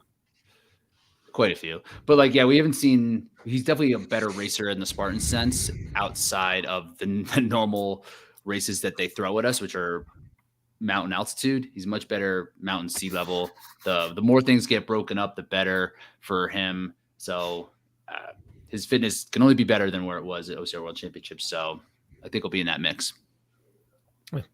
He may have the fastest marathon time in the field. Has Lars run Currently. one? Yeah. Probably does. Mm-hmm. I mean, not that it really translates, but it's noteworthy. Sounds He's going to good. be out right? there for marathon duration, probably. I mean, he ran it this year. It's worth talking about. Mhm. All right, Rich, we up? Or you still talking? Twice in a That's row. it. All right, Kirk. I have my eye on 2 ladies. Do you have your eye on anyone? I got my eye on 2 as well, but I have questions regarding both of them. Okay. What do I you want to know what did IZZ finish? She came through for us somewhere, didn't she? In Mexico? in Mexico? But she And hasn't then- come through in any other race, as far Yeah. as I know. And then what's the maybe in regards to Ariel Fitzgerald? Why is that sitting there? She's had a wrist injury for months. What was her wording to you, Jack, if you don't mind sharing? Did you get it? Yeah. Go ahead. She's had a bad Thank you. wrist injury, not just like it hurts. So she's been able to run. She just has some obstacle issues, strength issues right now. I'll pull up Nicole's text, but Okay. she strongly said yes for everybody until I asked her about Ariel. Ariel is a maybe, probably not racing. Okay. That was 3 days ago, so things may have changed. Dave Claxton also talks with her yesterday. Let me see if I can pull that up. Ariel is a day of conversation. She'll be there. She'll decide the morning of how her wrist feels. At most 70% that should race, she said. So I would go Ashley Heller and Bethany McChesney right now. But Bethany's finished a ways back, though, hasn't she, in these mountain races? but she has. So I'd like to grab Heller. Yeah, I think we should. Okay. Yep. And then At I'm this okay point, with an Ariel. for some reason, this IZZ situation, which I know is kind of ridiculous, she's like on another planet going from Mexico to like the Northeast. Sometimes I feel like that shakeup to your world is like in a weird way productive, because I like just saying her name. But I think Ariel's, probably more a better gamble, even if it is a gamble, because she has potential to take 5th. Yeah, for sure. Yeah, or 4th. Ariel or 4th Or 15th. Or Also DNF. or 15th. DNF. Or DNS. DNF. You can join my team with the DNFs or DNS. Jack, yeah, if you don't draft her, Jack's Well, gonna. Kirk, you don't have to prod me too hard to get me to swing on a pick. So I'm happy with Ariel. Ariel, yeah, let's do Ariel. Wild card. Logically and illogically, it falls into both of those categories based on what we've heard, and that's perfect for us. But she's there. That is She's over half there. the battle. Is she from Ontario? I thought Western DNA. Canada. Is she Western? Okay. I think she's Western. But if it's a Wait. race day decision, that decision is usually yes. And we had a conversation with her as well. I feel like she's part of the team. We had her on the podcast. So Mhm. she's the family. Come home, Ariel, as we say. Speaking of Come teams, on how home. many Torque people has Rich drafted so far? Dude, Rich is a Plenty. 3. Plenty. Okay. Yeah, I know. Everybody. Logan, They're gonna for come through. once, Sean. Talking about yeah. family. He didn't draft Annie, to be fair. Sure did. He stumbled into her. Mm-mm. No. That was strategy. All right, I'm up. Yeah. All right. This is a big pick here. Give me a Samuel Hebert. Okay. He had a good showing at OCR Worlds. He did. Yeah. He was able to come out of that 3K. I know this is far from a 3K, but where'd he end up? Didn't he crack the top 10 or 9 or 10 coming out of the slow heat? from like heat 3 or something. Yeah. Yeah. So how do you make that decision between? I put Samuel Azar and Jesse Bruce in the same boat. Like, how does he rise to the top for you? Will and Ames. Wheel and Ames. I mean, historically, Jesse has been a beast, but this year he hasn't put up that great of results. And we haven't seen Samuel Hebert earlier, so maybe he's coming around into some fitness now. Austin's kind of the same boat. He's like, I feel like Austin is going to be good for like a 10th or something, but Samuel Hebert's probably going to be around that too. I don't know. Kirk. No, it's a good pick. I was just curious because I would hem and haw between those three for what's next. I would have a hard time deciding. And I have a fourth in there. But I'm I not think going to talk about it yet. Okay. All right. If we look at the genders, 3 and 3 for Kirk Bracken. We're and balanced. Rich has 4 Finally. men, 3 women. After that huge run on men, we had a string of 6 of 7 were women. So Well, that's how it has to work, basically. yeah, can't let them go by. So now it's like we're sort of back where we started. I think I'm gonna kind of take a little bit of a wild card here and go Matt Rock. You like Matt Rock? I Love like Matt him Rock. too. It's a guy you want to root for. You know that if we didn't talk about the head-to-head battles, but whoever wins head-to-head, Matt Rock versus Logan, and they've finished very close to each other a couple times this year, they'll get that 10th spot in the standings. Oh, National Matt Series. Rock is team deer hunter, team old guy, and those fall right in line. I was gonna say, By Kirk. I feel like you and Matt priorities. Rock would just be like peas in a pod. Oh hanging god, out. I'd love to hang out with Matt Rock. Yeah, we check a lot of the same boxes. So Maybe screw you, it's too, Jack. maybe it'd be too close to each other that like it Yeah. wouldn't work. Yeah, You know, you fill into each other's space a little bit. maybe. He'll replace Bracken. So Shut your mouth. just kidding. You quiet Blasphemy. down. Jeez, Jack. what the Hey, fuck? click an X again, Jack. Click a what? Click an X. Let me close that window out. yeah. Why don't I hop We'll off? pick for you. No, I think Matt's a really, really good climber, and the cold doesn't bother him. And he's just had a bunch of good performances. And just based on some of the names who aren't here, like a VJ's not here, Josiah's not here, I think that just bumps him up a few spaces. So, Isn't he like 42? yeah. 40, some low 40s? I think earlier this year I said that he's arguably, with Woods having a rough start, he was actively the best 40-plus racer at the time. But I think he's probably like third at this point in the U.S. Who'd you put ahead of him? Woods and Josiah. Yeah. I think that's fair. Yeah.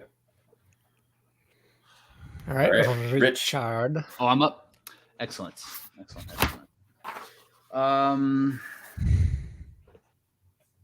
What did Amanda Nadeau is she? She messaged me like 10 minutes before here saying no race in the rest of the year. She's only doing home renovations. So Okay, priorities. Okay. yep. Because I think there's potentially like a 7th place available on the women's side still. But who could it be? I think it's Aaron Sunday. Ooh. That's who I was going to take. Or that's who I was going to offer for our team to take. Yeah. You would have heard about that one later, Bracken. So good job. You corrected that.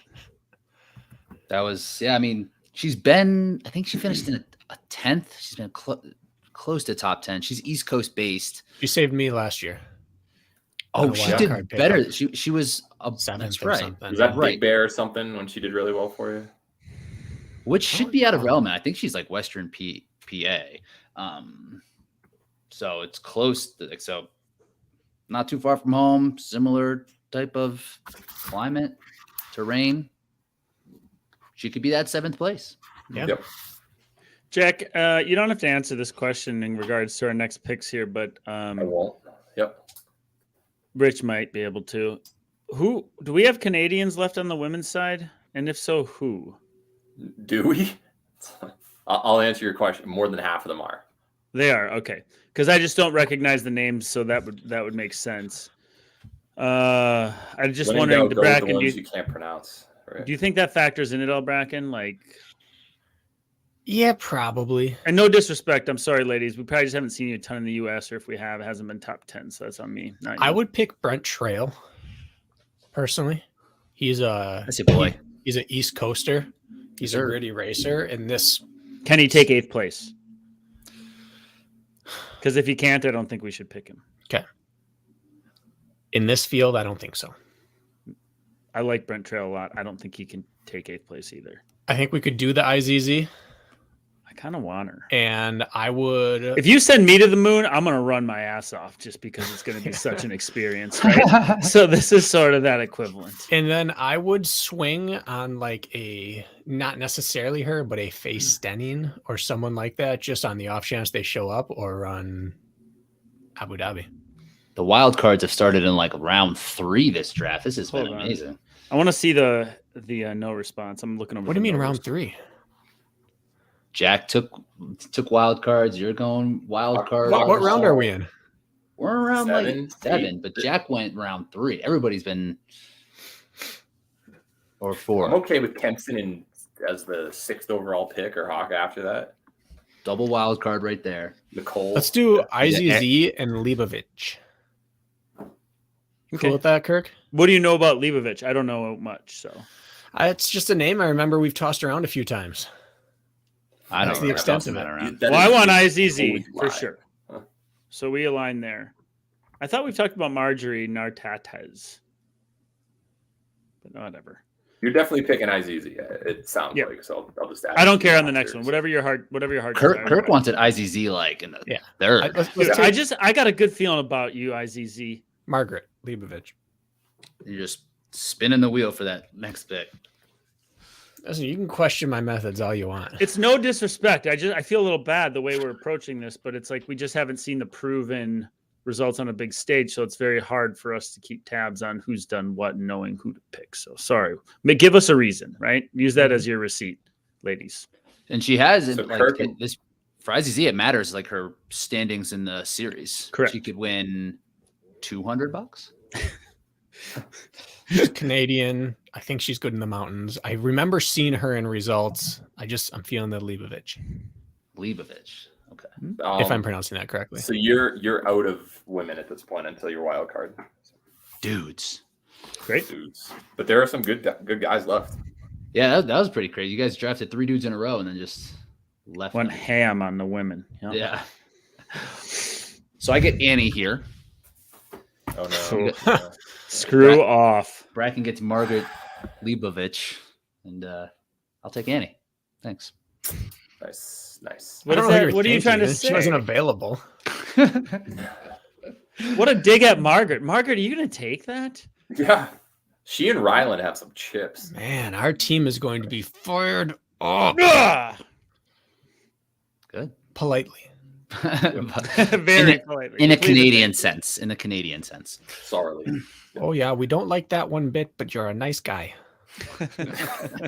Now you just offended all of the The Canadians. entire country. No, And we're some of Minnesota. It sounded we're like. Minnesota and Wisconsin. We're Yoopers. I get made fun of for my accent. all the Yeah, time, as do so. I.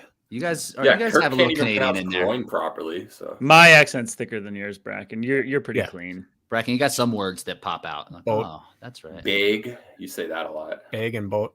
Boat. Well, and Kirk can't Bring the pronounce bag to the groin. boat. That's a You bad quiet your mouth, Jack. Yeah. Jack, that leave it? my man alone. Is that a specific Kirk issue or is that a Minnesota? Just ask him to say it. I don't know how they say it. We're not here to make fun of you, Kirk.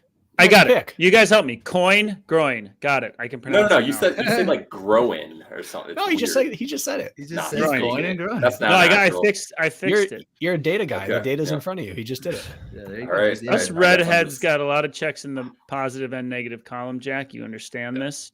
We're very Yep. polarized that way. You know, it's so very leave me black and alone. white with you guys. Literally. Well played.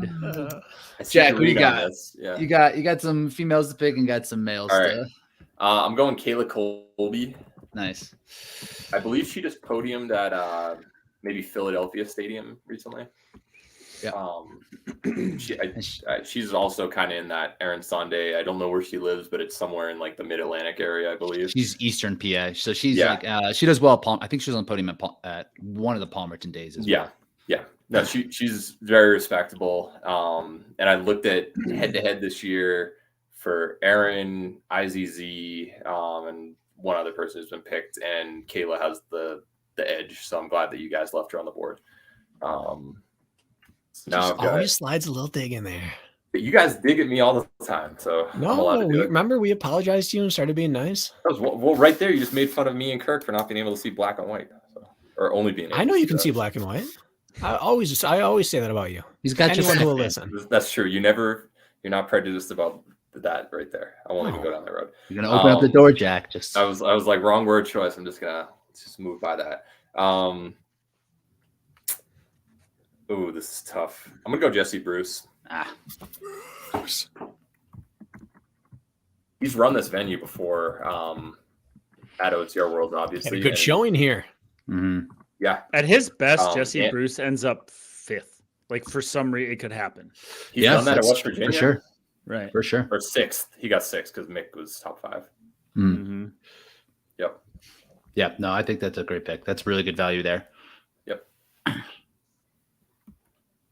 Shoot. Okay. So, Rich, you've got to go one of each.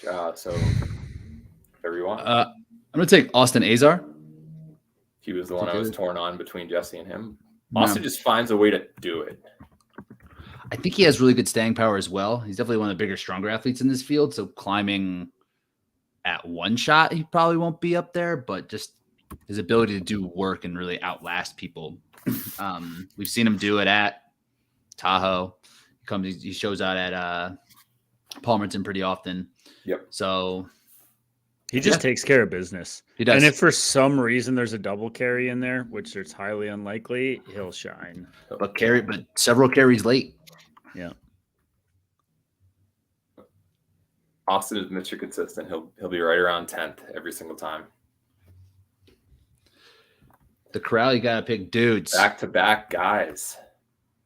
Dudes. Well, we've seen Emmanuel's top end potential. Yeah, do we get 7th place or 34th, Emmanuel?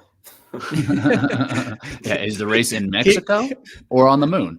On the moon, but I think there's something to that, fella. I mean, we're at this point. what are we doing? Picks are picked, right? We're Yeah. firing. You want Brent and Emmanuel?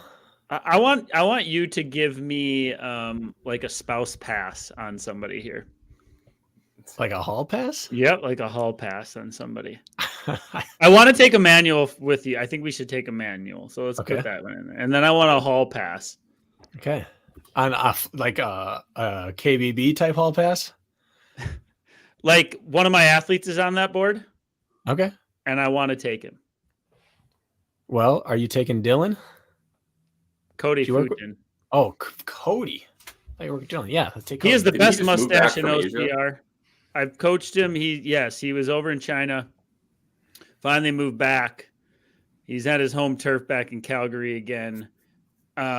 Dealing with some injury, but I feel like me and Cody were kind of kindred spirits a little bit, and he's been an athlete of mine, and he's a hardworking man. And so I'd like to have one of my own guys on our team. Okay. He has an awesome mustache, Bracken. He I can know Kirk might- sweep the floor with that thing, like not Yeah. joking. And so anybody with a mustache knows what he's doing. You know what I mean? It's good for descending. like bird flapping. It just yeah. Okay. So unless we we are. have somebody else that's strong, but I would like to take Cody. Cody Okay. is mine. No, he's mine. I demand we pick him. Thank you, Bracken. And whoever your hall pass is in the future, you get one now in return. Okay. Okay. All right. That went really smoothly. Thank you. I thought maybe I could get some pushback there. Oh no. Rich, any athletes on your team who you want to give a shout out to? Let me take a look at his roster. Rich has had a year and a half to do that. Give me Bethany McChesney for final pick. The obvious choice at this point. Yeah, kind of. I mean, she's as close as any of these athletes are going to be to it. Got to be home course-ish. Yeah, she kind of got work that was Kelowna. Mm-hmm. She's not Right. a mountain runner. She's not an altitude runner. But she's a strong athlete. You know, working on that hybrid stuff. Let's see how that beats up the legs for those late stage climbs. And it's a wide open field, man. You know, she could get 15th, she could get 8th, and I wouldn't be surprised. Yep. All right, I think I've got to pick a woman. I'm gonna go Susan McFarlane Okay, nice. because she's run this course before, Susie. and She's had a couple good showings. I think she did Tri-State East or something, and she was top 3 to 5. She performs better. I don't think that she's an athlete with great top end speed, but her percent behind the winner is a lot better in the longer races. So you're going to be out here for a while, and she's run this venue. So I'll take her waiver. I think she's a good climber and descender. She could be in that mix, and she's new to the sport too, right? I think same thing as Bethany. I think she went out to Kelowna and had a hard time, but again, first time altitude doing these races at all. So this is more on her home turf. So that could be a good one for you. Okay, so am I the first wild card? I think so. All right. I wanted him to. He said he was going to show up for Kelowna, but he didn't. But he was a 26 low college cross country guy from Canada. I'm going Justin Atfield just in case he shows up. Never done an OCR. It's a complete waiver. Could be the real McCoy. Yeah, could be. Rich, why isn't that was Atfield and McCoy? No fun there. Rich, why isn't Nick Mask showing up? He's like one guy I'd like to see here at his first crack at like a non-altitude mountain race. I'm actually not sure. He messes me, and I believe it was because he wasn't going to make any more money if he showed up or not. So it wasn't worth the expense. It's cross country, cross continent flight for him. Basically, he said, "I'm pretty sure Canada won't move my series rank, so I'm just going to save the money." Yeah, makes sense. I get it. But it would have been a chance for him to actually show us what he could do with some vert in there without the handicap of elevation. Would have been fun to see. It would have. I think he would do well on a course like this too. That's what I think. Yeah. Yep. Just bad timing. If it was like the first or second race, I think he'd be out there and do pretty well. All right, my wild card. Yep. Can I take Ryan Kempson here? No. Oh no. Okay. He's on my team. Oh, that's right. Kidding me? He'll probably race. Blind? Yeah, right there. He'll probably race. I actually have no clue. Look at you trying to be sneaky right there, Rich. Nice try. No, I'm surprised you took the wild card so early. Then I don't know. Give me Jacob Klinker. Jakob. It's a fast first name. Yeah. He might be Norwegian. I don't know. Probably not. He got third or fourth at Killington in the beach recently. He's always in that like low teens position, so he might score some points if a couple people don't show up and stuff. Question. Couple questions for you. What did Aaron Newell say? It's exactly what I was going to ask. Nice. Aaron Newell said, quote, "I think I'm done with OCR for a while." That was what he told me. He's probably like, Spartan can lick my, probably something like that. It's really too bad. What did Faye Stenion say? I didn't even ask her because she's. If you want to take her, she go just for it. she just raced. She just raced. That's true, but that's within driving distance, and I don't even think she has a car at this point because she lives in New York City. But it's in the homeland. Well, Calgary and Toronto aren't exactly neighbors. What did Woods say? Woods said no. What did Hobie say? Didn't ask Hobie. Mark Elliot? Batchers said no, and then a thumbs down symbol for him and Natalie. And I think he's world's doing toughest. World's toughest mutter, so that makes sense for him. I think the Faye card is the right card to play. I think that's right? a good pick. Yeah. Swing for the female KBB. Give me Faye Stenion. Swing for the fainties. The feints, did you try to say? Yeah. kind of trailed off after me. Yeah, I was like, maybe they didn't hear it. But the stenses. Both of them were bad. Ouch. That'll do it. Right? That's the draft. Our team. It ended up being way more top heavy even on the men's side than I thought it would be. Yeah. Or maybe that's what happens when you pick all the men first. When you pick who could potentially get the top three. I think Rich picks. getting Annie in 8 really disrupted the order of the draft. Oh, it's huge. It's big. See some teams. That would have been a do I pick Atkins or Lars or like that would have shaken things up a ton. Mm-hmm. All right, recap. I have Lindsay, Ryan Kempton, Hawk Hall, Ashley O'Hara, Nicole Miracle, Brendan Neely, Matt Rock, Kayla Colby, Jesse Bruce, Susan McFarland, and Justin Atfield. You have a very good team, but you only have one person guaranteed to be in the top 3. Yeah. I agree. Yeah. 2 more if they show, but not guaranteed. But So I do you have have a very hit or miss team. I do have a cushion, and I'm hoping Nicole or Hawk end up racing in Abu Dhabi, and I can get him as a keeper. Yes. Yeah. How are we scoring this whole season? Are we going through? So we aren't going to, as far as the season standings go, we're not going to count Greece, or we are, and we're also going to count world champs. How does this work? I think world champs will be our last one. And Greece will not count towards our season standings. Greece will be just something else. Yeah. Okay. So we'll have this and. Or no. Greece would Greece if we draft proper like how we've been, it would count. Like because OCR World Championships did count. Because Jack's gonna lose to all of us this race. My whole thing about like asking with the keeper, and this highly affected things. It's like if you have a keeper from Greece, now you've got European athletes in the mix versus am I actually going to get Nicole if she doesn't end up racing Greece? So that was kind of like my thought process. So it's kind of, I think we should limit it to North American athletes for the keeper there because that highly affected things for me. I think it'll be like OCR Worlds. It's a standalone. It has nothing to do with the season. It's a smart long-term play. Yeah. Just you got a cushion. You don't want to win this time. So hey, true competitive spirit. Happened. Excellent competitive spirit. Hawk and let's not, if Hawk and Kempson do okay, Nicole ends up 6th or something. Lindsay wins. It's not bad scoring. Jesse could do well. So Nicole could jog this course and take top 7 or 8. I think Brendan Neely is going to do well. I think he will be. He could very well be in that top 5 to 7 as well. I think he's recovering from like bronchitis or something. He had some breathing thing that was setting him back. So maybe that's just one of those unexpected, setbacks that gives him a nice break and he's fresh. So we'll see. It's usually what happens when you have a lung. Yeah, you come back stronger after your lungs are fucked up for a while. Like, when you get an unexpected break, like it's a forced taper that you weren't realizing was going to happen, and people tend to do better after that. So maybe it wasn't bronchitis, and it was just some other. He felt like crap, but that's what I read.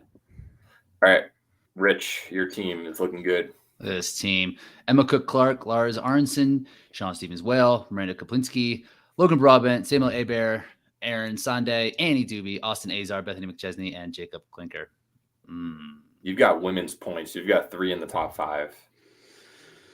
Emma, for sure. If Miranda could be. Yeah, I was shocked you took her. I didn't think she was going to be on people's radar at that point, so I was banking on getting her in round 4. But you stole her right before me. I was like, ugh.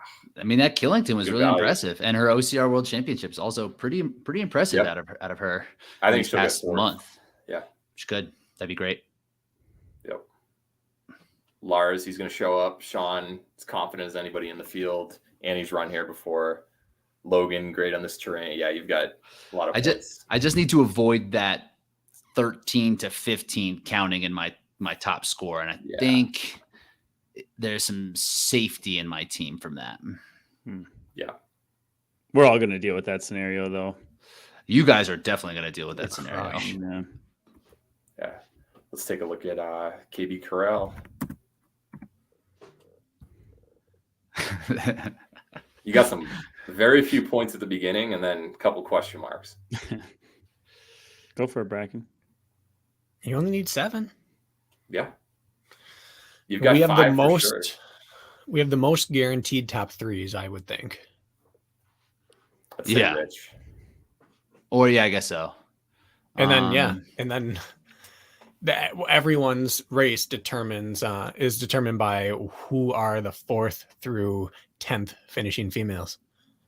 And you just got to hope the IZZs or the Camachos, if they get, we need 17th. one.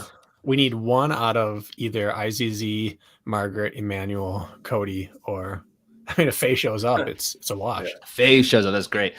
Yeah, and if Cody doesn't come through with your points, you could just look right back at his programming, look back at his motivation. No, I can take responsibility. That's what a hall pass is. There are no consequences afterwards. I didn't give him a hall pass. That's I didn't ask for it. Yeah, that's all that matters. We didn't list off our team yet. We have Tyler Veerman, Ryan Atkins, Rylan Shadig, Casey Monroe, Ashley Heller, Ariel Fitzgerald, Isabel Zamora Zarate, Margaret Leibovich, Emmanuel Sierra Camacho, Cody Futin, and Faye Stenning. Listen, if you have 3 names, we're going to draft you. That's what you need to know. Let's see. Are there any 3-name people left in the Sean Stevens will. Lara I got him. Annabelle, That's right. Yeah. La Riviere, right there. There's 3 names. A hyphenate, J. J. Roy. Ochier, that's Ochier. Samuel Oliver's wife. So you got a couple potentials if you need to swap it out. There's no swapsies, not even for great names. Cool. Yep. So I mean, we can check this race out. OCR report, I believe. OCR correct? report. Jack on site. Jack on site. Rich, I thought you were rabbiting.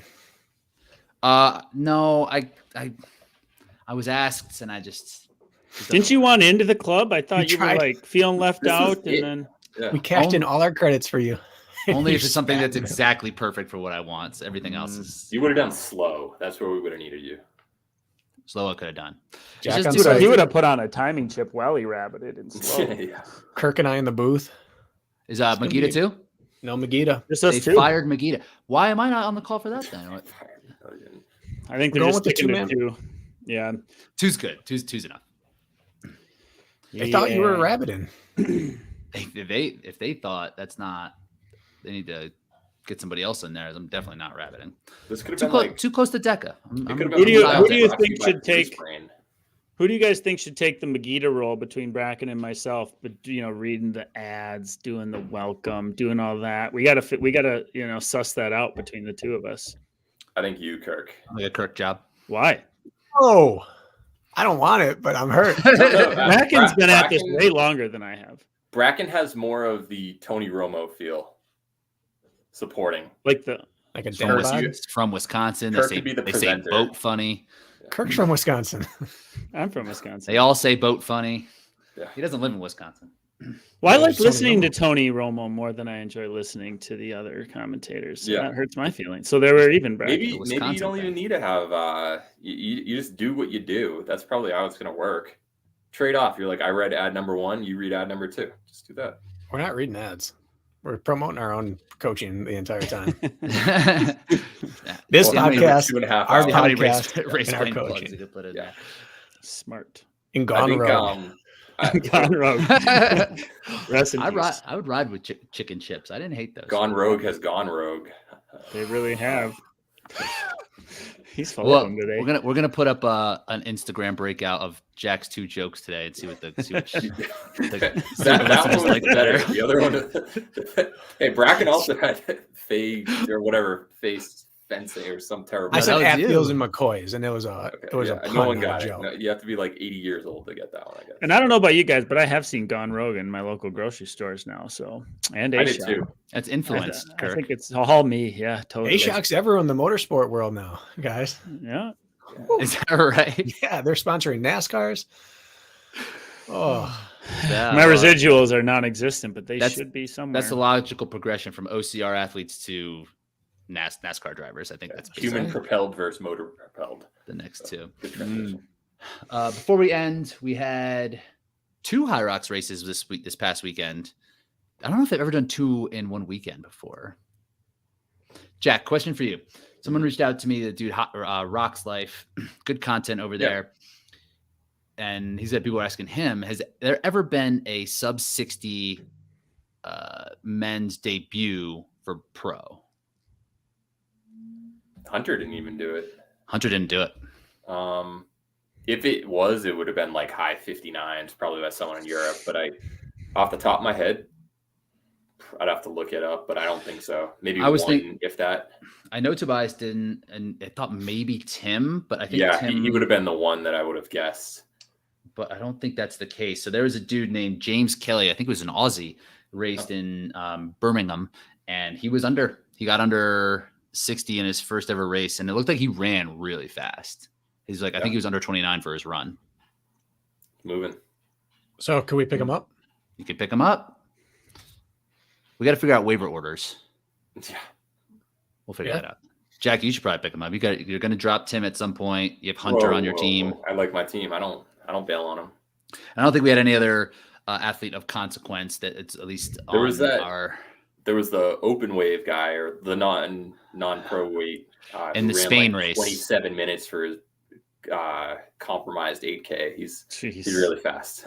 This freaking Spain race, they had this was a race last year, or I don't know if it's the exact same venue, but it was a race in Spain where Cole qualified through, and the other guy, Jeffrey Voisin, who qualified for the Elite 15, he ran this past race, and then the dude Peter Schiller, they both got under 60 in this Spain race with sled pushes under 2 minutes.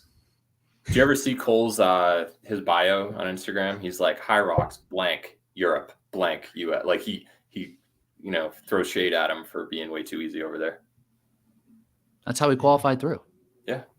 Speaking of Instagram bios, how do you feel about someone putting third in the world OCR 3K, but maybe it was from 10 years ago? Or that's just an example. That's not calling one specific person, but I saw a few as I was doing some research prior to OCR Worlds, and there were people who were third ranked athlete in the world or third place world championship, but it's not from a current year. What's the appropriate shelf life? I would say a year and a half, 18 months. You can put like Bracken, you could put third place 2012 Spartan World Championship, but the 2012 is you have to have the year in there. Yes. You can't just say I'm the third best in the world. Stays till the next championship happens. Yeah, it goes. You're reigning at that point. I suppose we don't even have to cross the bridge of should you put that in your Instagram profile. I think sometimes it's okay. Other times it's just like, it's kind of gaming the wording of it. It's like you definitely weren't the third best of everybody who's done this. You were in like a couple different subcategories. Yeah. Listen, I got Spartan Race Pro Team on mine, and everybody laughs at me for it. But they've been good to me. Are you still on the pro team? Till I get but it's timed current. out. Until the but like that's not something to really puff your chest out over, according to most in our sport. But I may have had that too. Me. It matters. I think it's especially if people are like looking out to get coaching or something. So if I said Reebok sponsored athlete, not anymore. That's not true. Right? But is that any different than saying third in the world? Not according to your argument. I don't think 10 years ago. Well, you can't take that third place away from anybody. You can't take my Reeboks away from me. That would be like Tom Brady Reebok shoe owner. You could put in there for sure. That would be like Tom Brady saying married to Giselle, but it's past tense. You gotta. Is it done? I thought it was. Just like Jack's fantasy. It's not official. Oh, please. He's not available for you yet, Jack. You got to pump those brakes, but it is time to start laying some tracks. Yeah. Slide up in them DMs. I heard he's really into stats, so man. He's doing a real bad job putting up stats. No, not too bad on my team. All right, before we get too off the rails, what we got in the running public? We should release the finish of our Q&A. It lasted 2 episodes. We really cleaned house. We had to. A double Q&A, man. Yeah, we had to get a great idea. Good questions too. Shit, I should have done. I also had a Q&A, but Rich answered mine. I did. You know when you don't get through them all, and then you got like, well, I still got 6 here, and I'm not going to do another Q&A for 2 months. You just gotta. It feels better to do some house cleaning, so we did that. Unless the questions that you're like, what you asked, Jack? With a little more than a month left, heading into DecaFit World Champs, what would you try to do? Incrementally, like improve a couple seconds on each station, or get better at compromise running? And kind of like all things combined, what's going to get you the most bang for your buck? Shaving a couple seconds here, or the whole package? What was your answer, Rich? I said both. Just like spending specific time on station work, but like shorter, more intense intervals. But your bigger piece is more compromised stuff. Yeah. That was what I was leaning towards. We'll see if it works. It's your grave. Yeah, if you want to get advice from a guy who's trying to beat you. Rich messaged us. He's like, you wouldn't believe the advice I just gave Jack. Yeah. Let's see some reason Rich probably doesn't have me on his radar, but some people should. Hey man, we're all running that same race, and it's going to be an exciting battle. It's good to know that you're going to be out there for Strong and Mile too, because that should be fun coverage. I think those are going to be really fun races. And Dave Claxton, he'll give good commentary as well. So he's going to be fired up. Good. Yeah, he's going to be so excited. Well, that'll wrap us up today. Thanks for everybody listening all the way through. Appreciate it. Make sure you're checking out our Instagram, race.brain, YouTube, Race Brain. Take a look at our Patreon. We just gave away a gift card for Running Warehouse recently to a Patreon member. Gave away some shirts in the mail. They'll be there. Mod shirts for everybody who is on our Patreon. They can buy them. They don't just get them. And That was misleading. Slightly misleading. I said it and I was like, And everyone gets some. Everyone has the opportunity to buy a shirt just like every day in their entire lives. We're givers. We really are. I have one last thing to add that ties into this, Rich. Write a review for us. We've only had like 2 in the past 3 months. So Bracken and Kirk, they've asked in the past. The fans have delivered. So just if you like what we're doing, write a review. Hook us up with a Oh, and we're making a secret ask, but we're going to give them something back on the Running Public coming up. You just wait. Ooh. Yeah. Wow. Oh yeah, and buy your Running Public t-shirts. They got Robin's Egg Blue. We got lots of them. They're ready to go. They're ready to go. We have some olive green, I do like that color. black, Classic. and the classic yellow retro. That yellow one. There was something with those shirts. I think it might just be a me problem because the ones that I ordered too, they end up smelling really bad. Yeah, that's a you thing. Mine don't. You're not putting in that work like I put in that work. I guess not. No, There there is is the High Rocks in mine. A doubles. the sleeveless. Yeah, that's all right. Will they Hot come Rod because babies you're out. relying on the ground for part of it? That was a different one. Different doubles. okay. I know what you're talking about down in there That's in right. Orlando. swampy Orlando. All right, boys, we did it again. We'll talk to you soon.